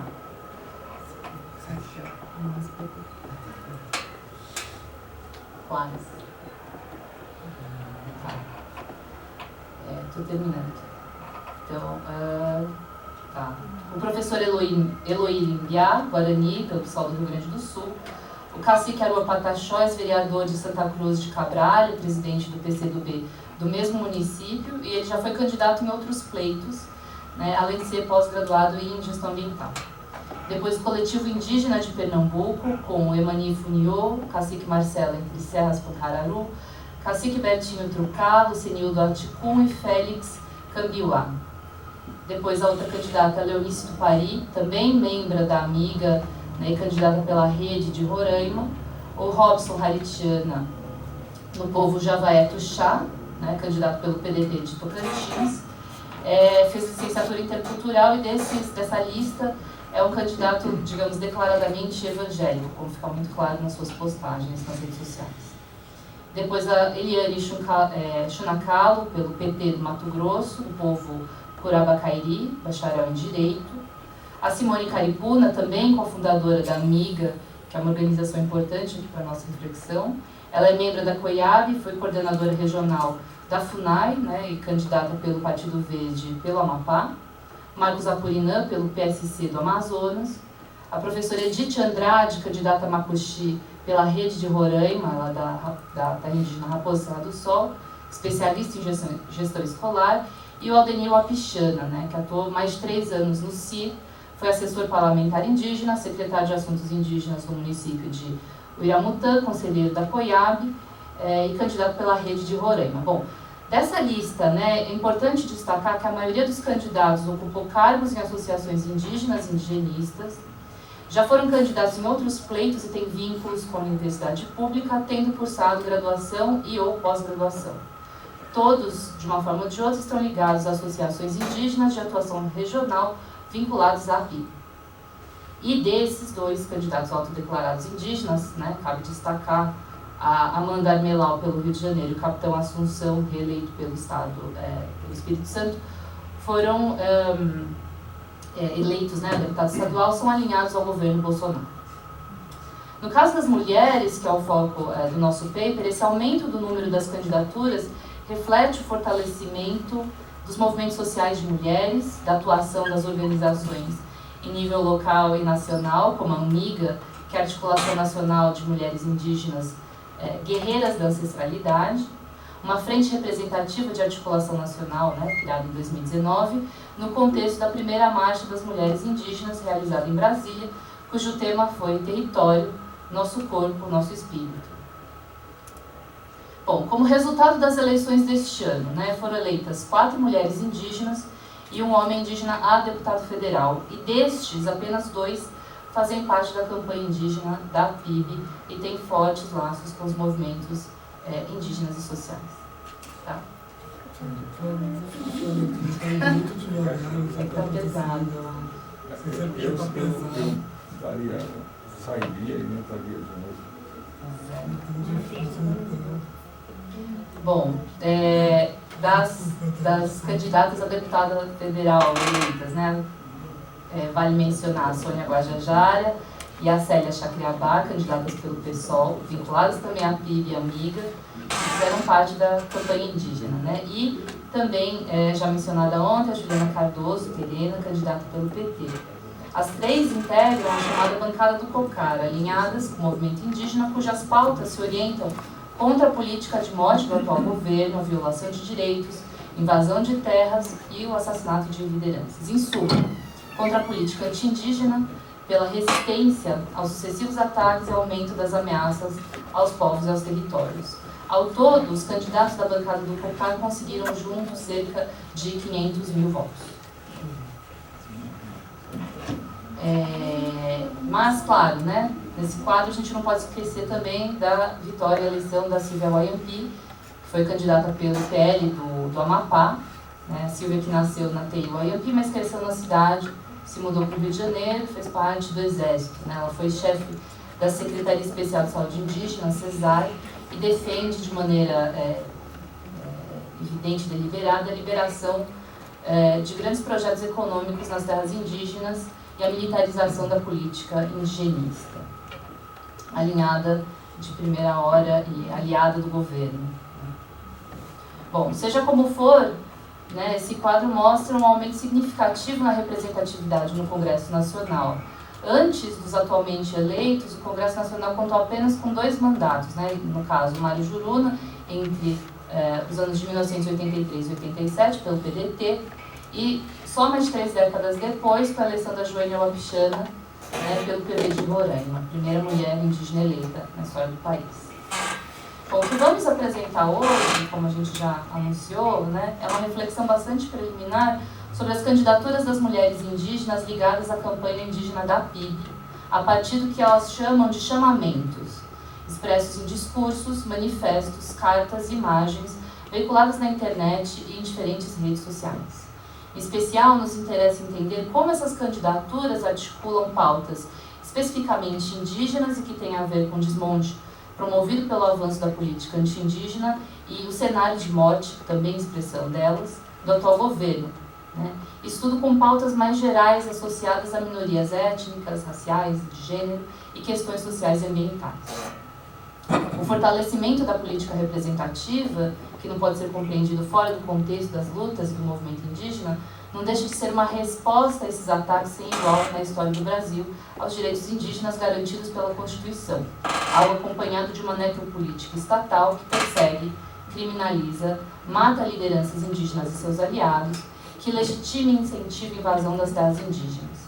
Devemos lembrar que essa necropolítica se intensificou com a pandemia de Covid-19. E aí, só mencionar aqui que a PIB fez um monitoramento dos casos de Covid entre povos indígenas e apresentou de forma atualizada um panorama no seu site. E aí a última atualização é do dia 24 desse mês, e de acordo com ele foram 75.485 casos confirmados de Covid, 1.324 mortes, tendo atingido 162 povos. Então, enfrentar o descaso do Estado é como elas anunciam na campanha indígena pelo direito de viver. Ou, como disse Célia Chacriabá, a luta é o nosso quarto poder, isto é, não há representatividade fora dela, fora da luta. Poderíamos ainda dizer que ela seria um contrapoder capaz de restituir o movimento impedindo qualquer cristalização definitiva de totalidades. Toda essa preocupação em ocupar espaços da política institucional brasileira e adentrar os labirintos da representação parece de encontro com modos propriamente indígenas de fazer política, isto é, de fazer e desfazer coletivos na definição minimalista inspirada em Bruno Latour. Modos mais afeitos à apresentação e à recusa de falar em nome de uma totalidade e de delegar decisões a pessoas desconhecidas sem vínculos. O fazer político indígena se oferece como uma espécie de crítica da noção moderna, e particularmente robesiana, de representação política como agir no lugar de outro. Mais importante do que chefes que representam são líderes que agem, que iniciam ações, que puxam seguidores, que levantam aldeias, né? Como propôs Renato Stuttman em 2012. A palavra líder ou liderança descreve melhor os exemplos indígenas que a palavra chefe. Líder é o que conduz, o que faz e não o que representa. Não por acaso, como mostrou Beatriz Perrone Moisés, povos indígenas costumam usar o termo em português lideranças. Em vez de um chefe, um grupo, as lideranças fazendo coletivos. Em vez da imagem da unidade, a imagem da multiplicidade.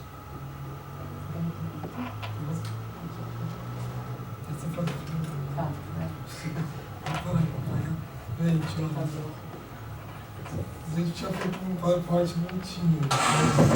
Aqui não tá entrando, ele não tá lendo. Mas aqui eu consegui abrir no meu computador. Então...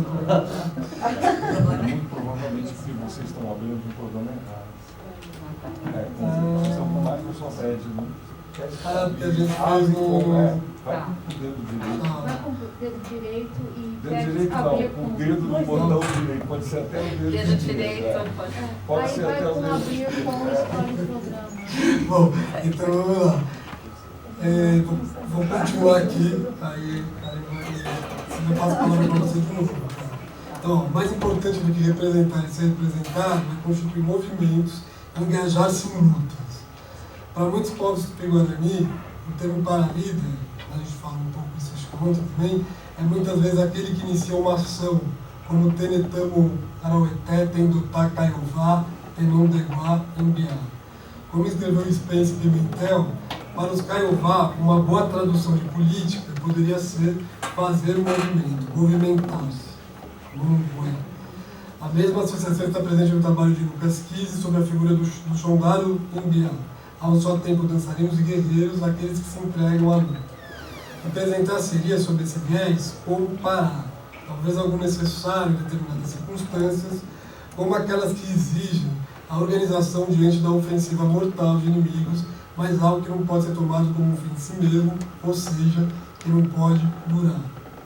Na esteira desses argumentos, poderíamos afirmar que a busca pela representatividade no Congresso Nacional das eleições de 2022 não poderia ser dissociado de movimentos indígenas de caráter nacional, como os acampamentos Terra Livre e as marchas das mulheres, mas também o levante pela terra e a luta pela vida, que transcorreram como resposta à conjugação da crise sanitária provocada pela pandemia de Covid-19 e da ameaça de violação de direitos humanos, direitos indígenas, dada pela tese do marco temporal e por uma série de projetos de lei buscando não apenas impedir demarcações de terra, mas também liberar atividades econômicas em terras indígenas, como a mineração.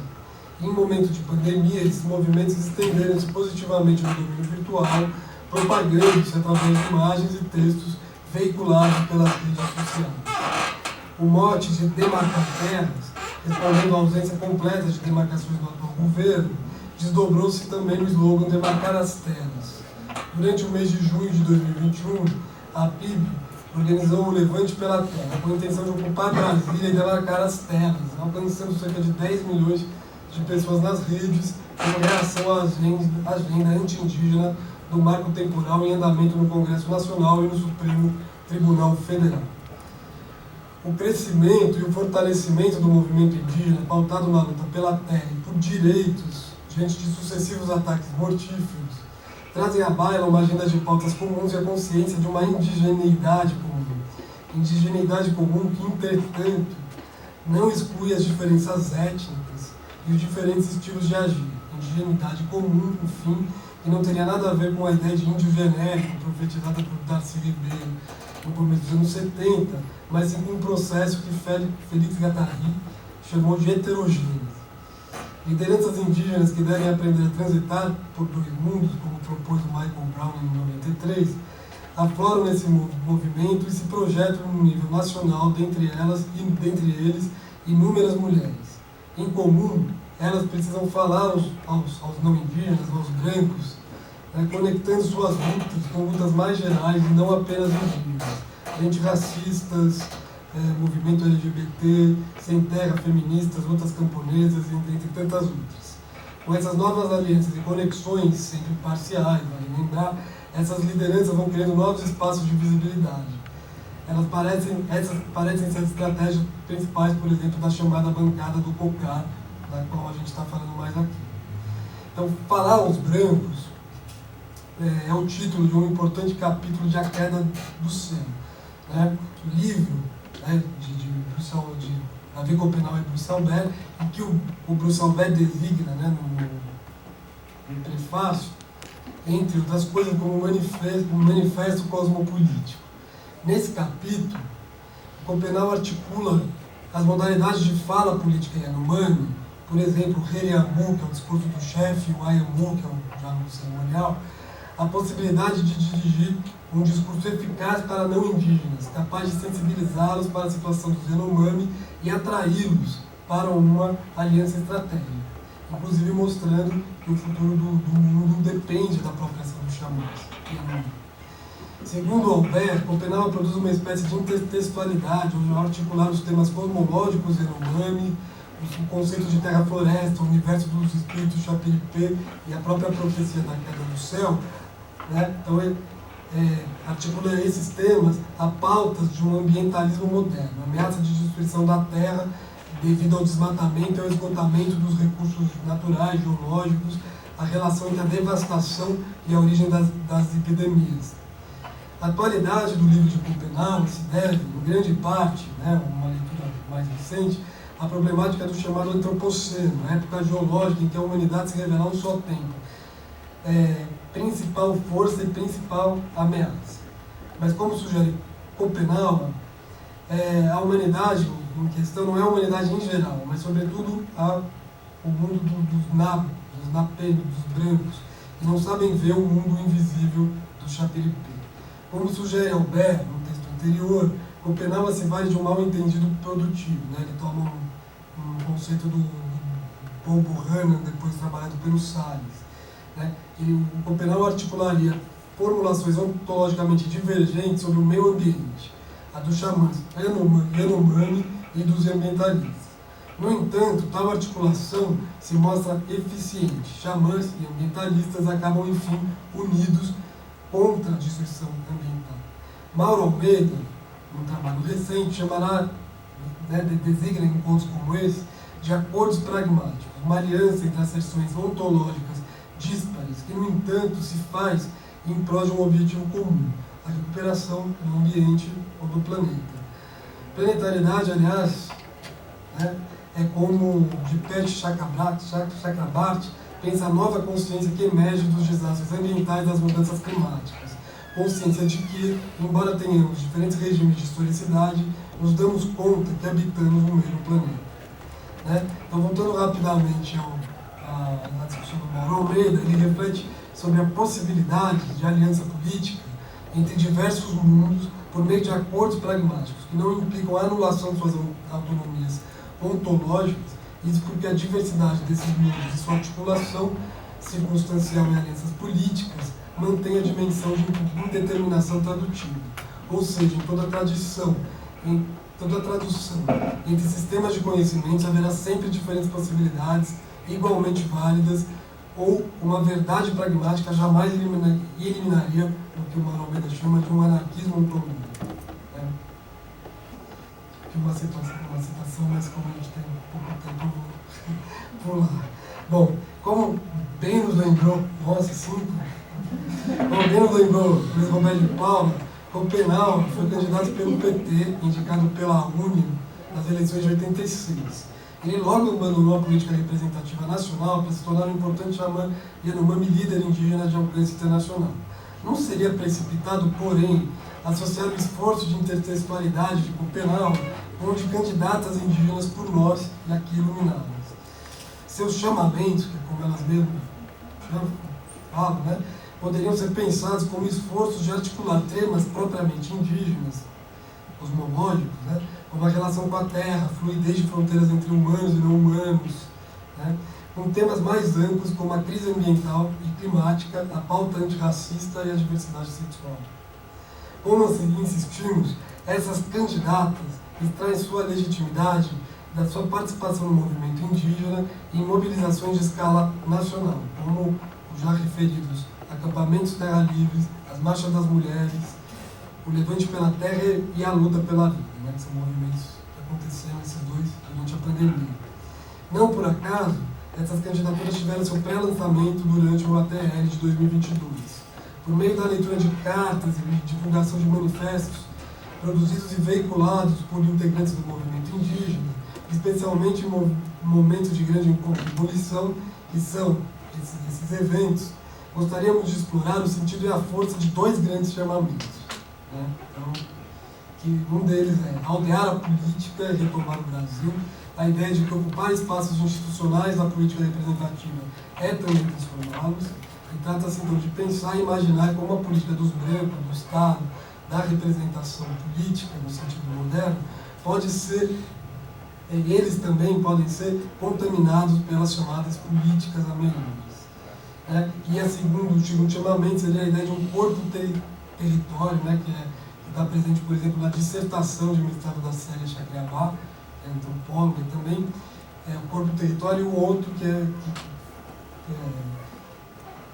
deriva desse, que é a ideia de reflorestar mentes para curar a terra. Então aqui a gente tem a ideia de que é uma relação intrínseca entre os corpos femininos e a terra, e a de que a luta pela terra coloca em relevo uma potência política das mulheres indígenas. Ou seja, mais do que aldear, trata-se de mulherizar a política, como sugere a própria Célia Chacriabá. Bom, então em movimentos de encontros de diferentes povos de liderança, né, todos eles articulados em torno dessas ameaças mortais, é criado um potente espaço de visibilidade. Um grande coletivo indígena composto por diferentes coletivos indígenas, cada qual com a sua devida particularidade, né, que vai se tornando então visível para os não indígenas. Né. Como sugeriu a Paola Gibran, interessada na dimensão estética desses eventos e acompanhando a trajetória do coletivo cultural Canhangá e Nengá, o Chico, Paola, a música, a dança e as visualidades constroem pontes e similaridades, configurando aparições de coletivos comuns. Por outro lado, a música, a dança e as visualidades marcam diferenças, configurando uma multiplicidade. Ambos os movimentos de criar o comum e marcar as diferenças seriam estratégias expressivas de ataque contra os brancos de Fog e Cangangue, configurando uma forma de guerra. A autora vê as marchas do ATL como uma grande orquestra polifônica indígena, na qual muitas vozes heterogêneas aliam-se no fim do percurso perante uma alteridade desmedidamente maior, o Estado Nacional. Pelas suas tecnologias sofisticadas de visibilidade e audibilidade, pelo seu valor performativo, essas manifestações indígenas talvez tenham sido o movimento de contestação mais potente em um Brasil marcado pelo autoritarismo e pela necropolítica, cujo cume se deu no momento, nos anos da pandemia de Covid-19. Se os povos indígenas foram tomados como os inimigos principais do governo da extrema-direita, que intensificou um processo de destruição em curso há muitas décadas, eles revidaram com suas formas criativas de manifestação e resistência. E a busca pela representatividade não deve ser vista senão como resultado desse processo. Então, a gente tem pouco tempo, mas eu vou tentar resumir a discussão desses dois chamamentos. Né? O primeiro seria essa ideia de aldear a política, de retomar o Brasil, né? E que está contido numa carta que foi produzida no último acampamento Terra Livre, em 2022, né, cujo lema foi, não por acaso, retomando o Brasil, demarcar e aldear a política. Né? Então, ali foram anunciadas as candidaturas, né, o anúncio dessas candidaturas foi precedido pela bênção do Guarani, com cantos, danças e rezas. Né? E nas redes sociais, a divulgação das candidaturas era acompanhada da frase "parenta vota em parenta". Né? Bem,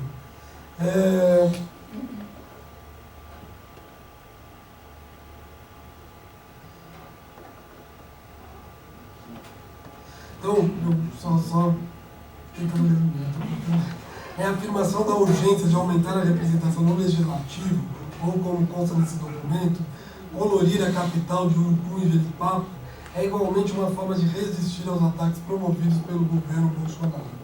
De acordo com o documento, contra o plano de morte ecocida, genocida e etnocida, Bolsonaro toma os índios como inimigos preferenciais.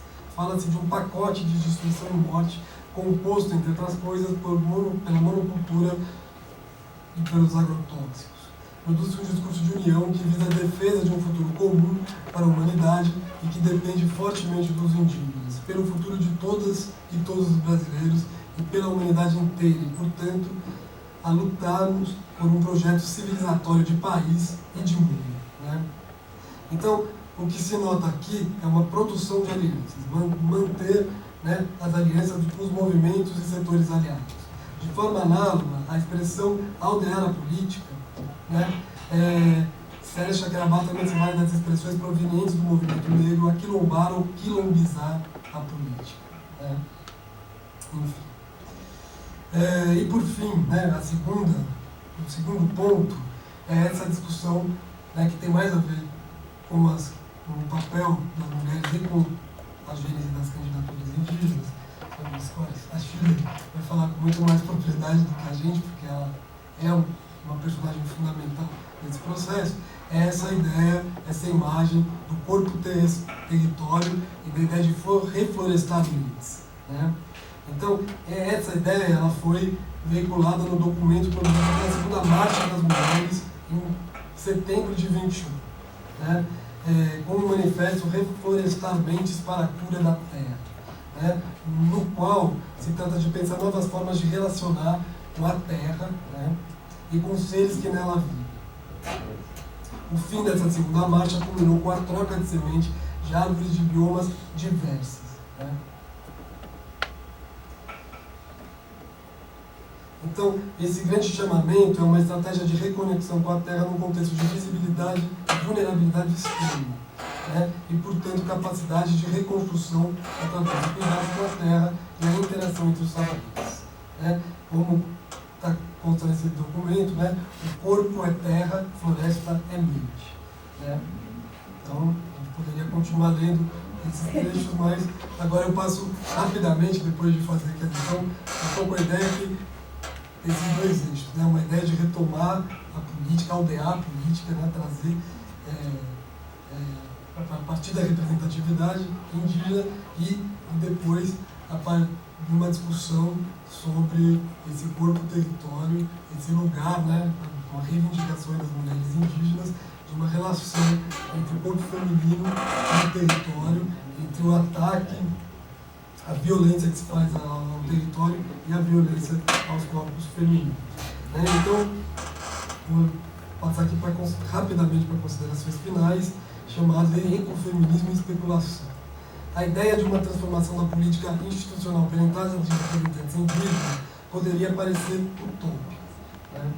Autoras não indígenas, como Donna Haraway e Isabel Stanger, ensinam, no entanto, que é preciso levar gestos especulativos para a reflexão filosófica e para a ação política.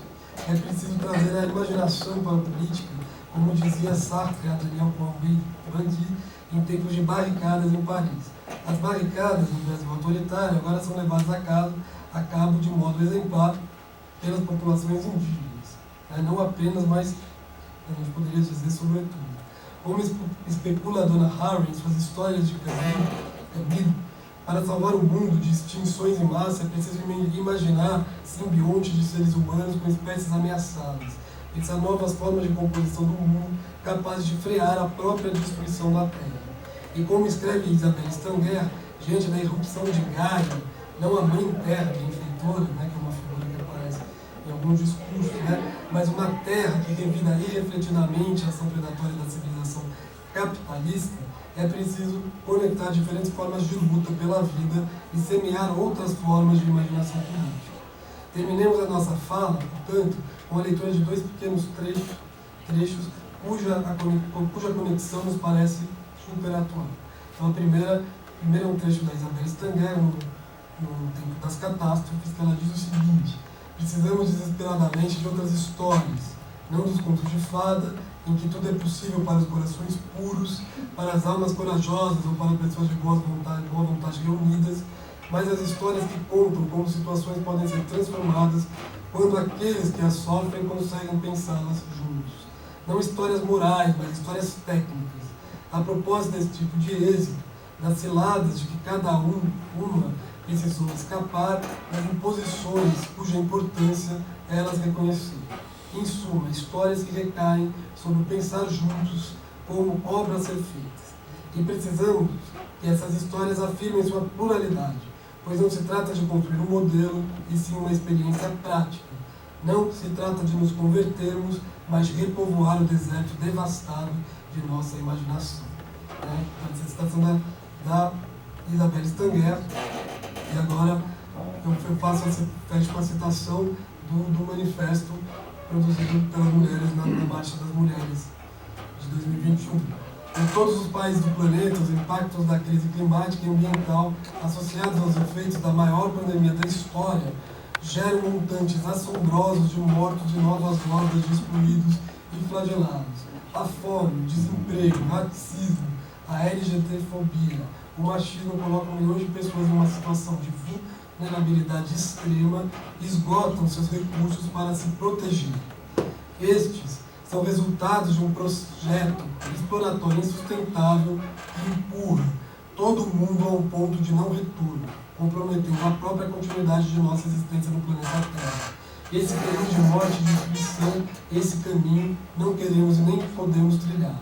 Precisamos construir juntos um trajeto de vida e reconstrução que se baseie no encontro entre os povos, no cuidado com nossa terra, na interação positiva de saberes. É isso que propomos com o Reflorestar Mentes.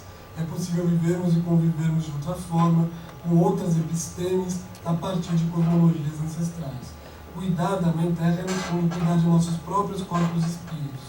Corpo é terra, floresta é mente. Queremos reflorestar as mentes, para que elas se somem, para prover os cuidados tão necessários com o nosso corpo terra. Então, com isso, terminamos.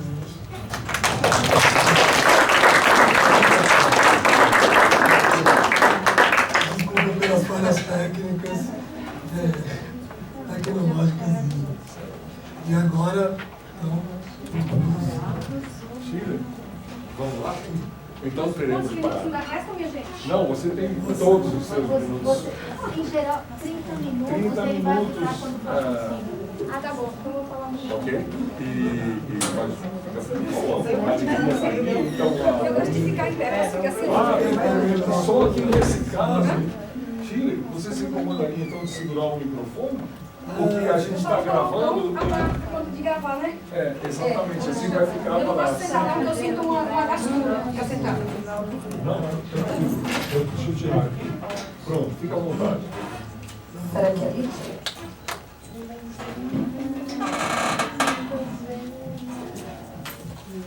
Então vamos lá, minha gente. Bom dia a todas, todos e todes. Gratidão estar aqui com vocês, né? Então, depois de um período que eu passei tão intenso e tão tenso, e que nós estamos ainda, porque eu estou vivendo, né? Acreditava que a gente já ia vencer no primeiro turno e estarmos aí nessa gastura do segundo turno tem me deixado ainda, eu ainda estou em campanha, assim, estou me sentindo que eu estou ainda na candidatura, que é muito difícil, foi muito complicado.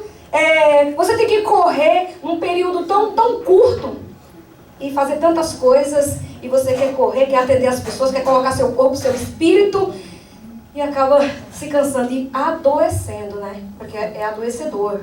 É adoecedor, mas se faz necessário. Não vamos achar que é romântico.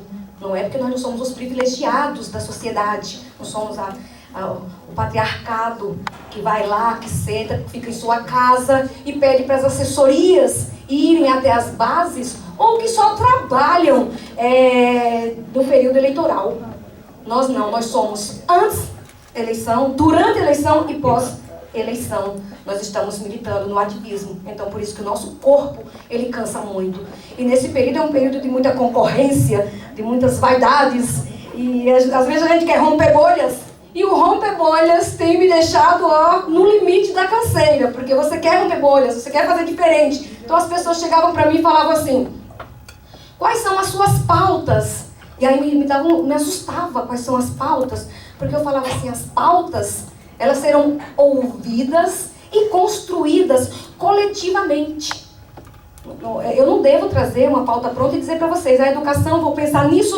Não, eu preciso entender a diversidade de localidades. Porque quando eu falo de uma educação numa região, por exemplo, ABC, é diferente de eu falar de uma educação que está na Zona Sul. Cada uma tem sua especificidade. E para que a gente possa fazer um projeto de lei, já que, não vamos nos enganar, não adianta aquela pilha de projetos dentro da LESP, porque só são aprovados um por ano, né? As pessoas ficam lá empilhando projetos, mas eles não são aprovados. Então, é só um por ano. Então, a gente buscar na educação fazer um projeto que contemple todas essas realidades na medida do possível, porque a gente sabe que só tem aquilo. Então, é correr atrás do prejuízo. E aí, quando chegavam me pedindo a pauta pronta, e algumas pessoas causavam estranheza. Nossa, não tem a pauta pronta?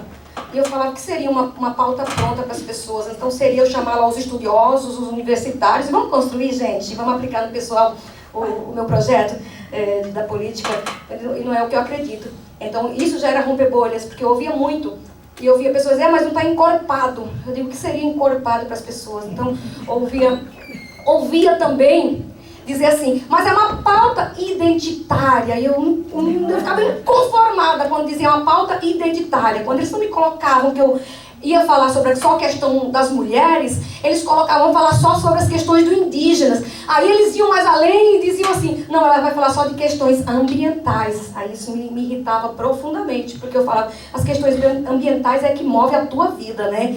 Não adianta eu falar de educação, de saúde, de cultura, se eu não tenho um ambiente preservado, se nós estamos morrendo sufocados por conta das questões ambientais, que é sempre deixado para segundo plano, terceiro, ou nunca lembrado dentro da política partidária com muita legitimidade. A gente vê muito ativismo em relação às questões ambientais, mas levado como uma pauta séria, não. Eu vou trabalhar sobre questão, sei discutir sobre piso salarial de professores? Lógico, eu sei discutir.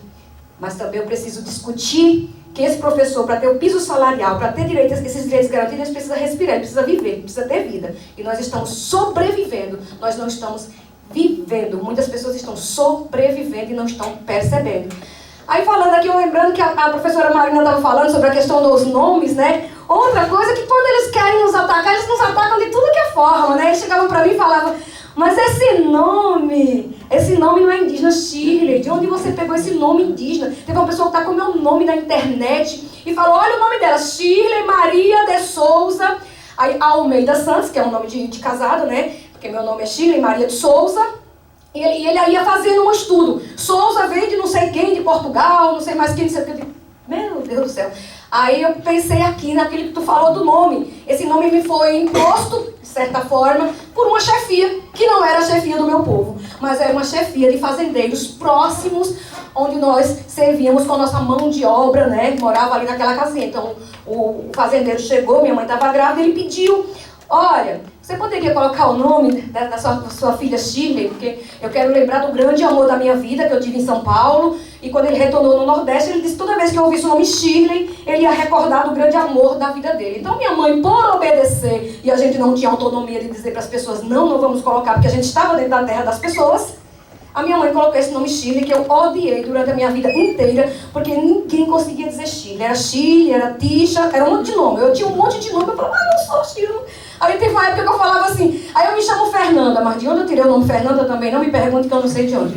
Mas eu falava para as pessoas, eu sou Fernanda. Para aquelas pessoas que não me conhecem, eu vou falar que eu sou Fernanda. Porque Shirley, o meu grupo não sabia falar a palavra Shirley. Mas foi exatamente uma forma. Minha mãe obedeceu uma pessoa que estava no hierarquia maior, um homem branco, que queria lembrar do nome do grande amor da vida dele e resolveu querer colocar.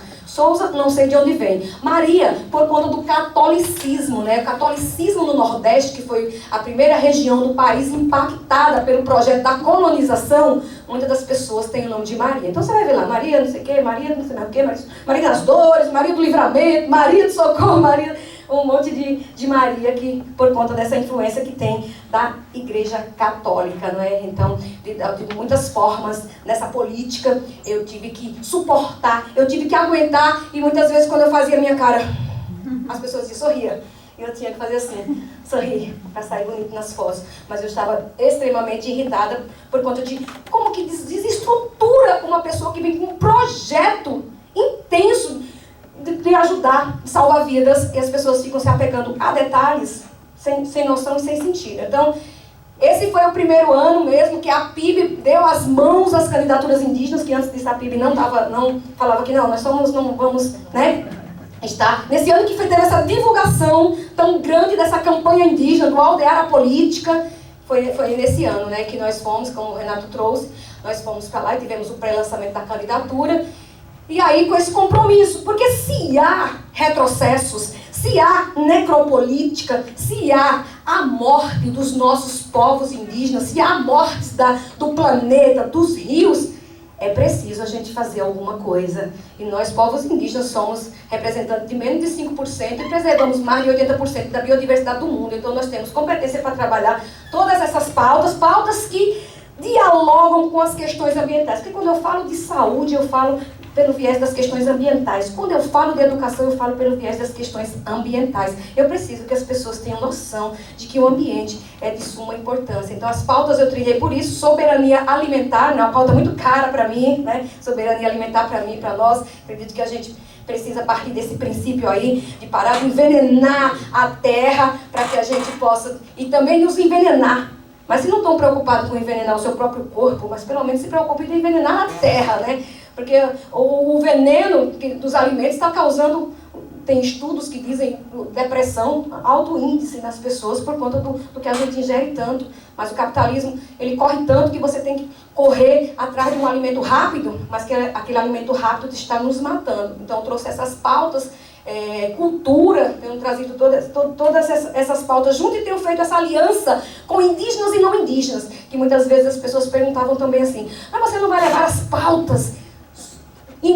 Horas, olha que conflituoso. Horas eles diziam pra mim assim que eu tô levando uma pauta identitária, que eu ia falar só de povos indígenas. Na hora que eu dizia, tá bom, vamos dar as mãos com todo mundo, tá, beleza e tal. Aí eles diziam assim, mas você tem que fortalecer o movimento indígena, porque o movimento indígena precisa tanto. Exatamente. Eu estou fortalecendo o movimento indígena quando eu estou falando de questões ambientais, de como a cidade se comporta e produz. Porque o que nós preservamos de mais de 80% da biodiversidade do mundo dentro dos nossos territórios, ele vai de bem para vocês. Mas também a degradação que vocês fazem na cidade, ela reflete dentro dos nossos territórios. Então é por isso que há de haver essa relação e o dar as mãos, porque tudo que vocês fazem lá fora pode nos prejudicar. Se uma má educação nas escolas não indígenas pode causar um genocídio, etnocídio, ecocídio aos povos indígenas. E a gente precisa dar as mãos. Então, por isso eu pensava em pautas assim, mas foi o tempo todo tentando nos desestruturar, né?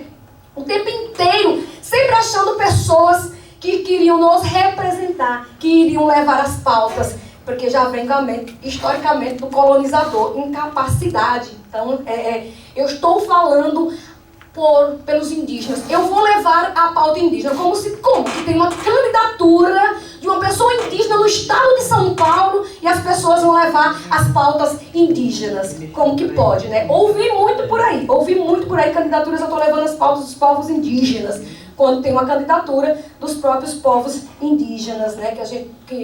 Construída com as bases, construída junto. Lógico, a gente não consegue atender as bases do estado de São Paulo. E lembrando aqui do estado de São Paulo, quero agradecer aqueles que foram lá na urna e digitaram lá o 50.522, né? Não chegamos, não foi dessa vez que a primeira mulher indígena assume a Assembleia Legislativa do Estado de São Paulo. Não foi desta vez que nós tivemos destinado para as populações indígenas 6.600.000 de emendas parlamentares, e fora os projetos, porque o que a gente não alcança com uma coisa, a gente alcança com emendas parlamentares, arrumar as escolas que estão sucateadas, as UBSs que estão sucateadas. Não foi dessa vez. Faltou mais um pouco de esforço, faltou um monte de dar as mãos para que a gente alcançasse isso. Mas agradecer aos 27.802 votos em 394 cidades do estado de São Paulo. Em 394 cidades do estado de São Paulo, viram a carinha dessa mulher com esse cocá, uma blusinha verde, estava lá na urna, e eu agradeço muito a todos que puderam chegar, porque eu nem imaginava que eu ia chegar a 394 cidades do estado de São Paulo, cidade que eu nem conhecia. Mas é isso, meu povo, é essa necessidade, é cansativo. Muitas horas eu senti vontade de ir para minha terra, local onde eu enterrei o umbigo. Onde eu enterrei o umbigo, gente, é sério isso, chama a gente o tempo inteiro. A gente enterra o umbigo no território, e o território fica na gente chamando o tempo inteiro. Quando eu vi aquela coisa de que eu não estou adaptada, dizem que a gente está adaptado à cidade, não, a gente está forçado à cidade que nos engoliu, não adaptado, porque esse furdúncio da cidade, esse trânsito que eu demorei para chegar até aqui, não tem que se acostumar, não. Eu sentia muitas vezes vontade de ir para a minha cidade, para a minha terra, pisar meu pé na minha terra, onde eu enterrei o umbigo. Mas quando eu vejo que eu tenho uma missão, e um dos temas também que eu trouxe foi ancestralidade, eu tenho uma missão de honrar a memória dos meus ancestrais e salva-vidas, e esse corpo e esse espírito tem essa competência para fazer isso, e eu preciso honrar essa memória. Eu fui porque acreditaram que eu seria capaz. E eu também acredito que eu sou capaz, né? Eu acredito que eu sou capaz, e o movimento acreditou. E vamos seguindo aí a caminhada, e é isso. Quanto mais houver, se tiver retrocesso, vai subindo, vai aumentando, e muitas pessoas estão se mobilizando. Porque está chegando esse grupo aí de mulheres, né? A gente se reúne na Marcha das Mulheres, e a gente fala, é cansativo, é adoecedor, mas nós precisamos ir, ou senão nós vamos morrer todo mundo agarradinho, abraçadinho, e aí não é justo, né, gente? Reage, pelo amor de Deus. É igual agora, reage, pelo amor de Deus. Quem não pode estar lá nos atos, que ele estava no Tuga, dizendo, é 13, vá, eu falo para as mulheradas, vá lá no grupo de vocês do bairro, vá no grupo da fofoca, da besteira, do WhatsApp, vai lá e diga assim, gente, é isso. Mas vamos mobilizar de alguma forma, gente. É preciso reagir sem vaidade, porque senão nós vamos morrer todo agarradinho, e eu creio que é isso que nós não queremos. Queremos um país mais justo e humano. Gratidão a todas, todos e todas. Deu risada, né, professor, quando eu falei todos? A todas, eu gosto de contar de vez em quando eu gosto de dar minhas... Sair do formal e ir por informal. Aqui é o informal dentro do formal. Então é isso, gente. Eu estou aqui cursando... É lógico que a Assembleia Legislativa pode, porque a universidade eu não posso ser eu mesma, né? Não posso discutir, não posso ter... Eu sei discutir com as referências, mas também sei brincar, né, gente? Alegrar, chega desse negócio monótono, tenso, que tá solando as pessoas. Então vamos que vamos, e é isso. E eu estou aí, e vamos continuar. Eu conto com vocês, e é isso, meu povo. Gratidão.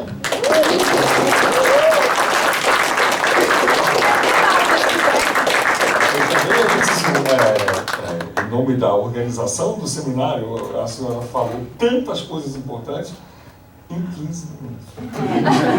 Que mostra mais um ensinamento para a sociedade branca, ou que é branca com 4 aspas de cada lado, que é possível falar no horário. Vamos para um cafezinho e para um debate? Muito bom. Vamos comer. Vamos comer, que eu falo sobre soberania alimentar. Falar de soberania alimentar, eu preciso saber.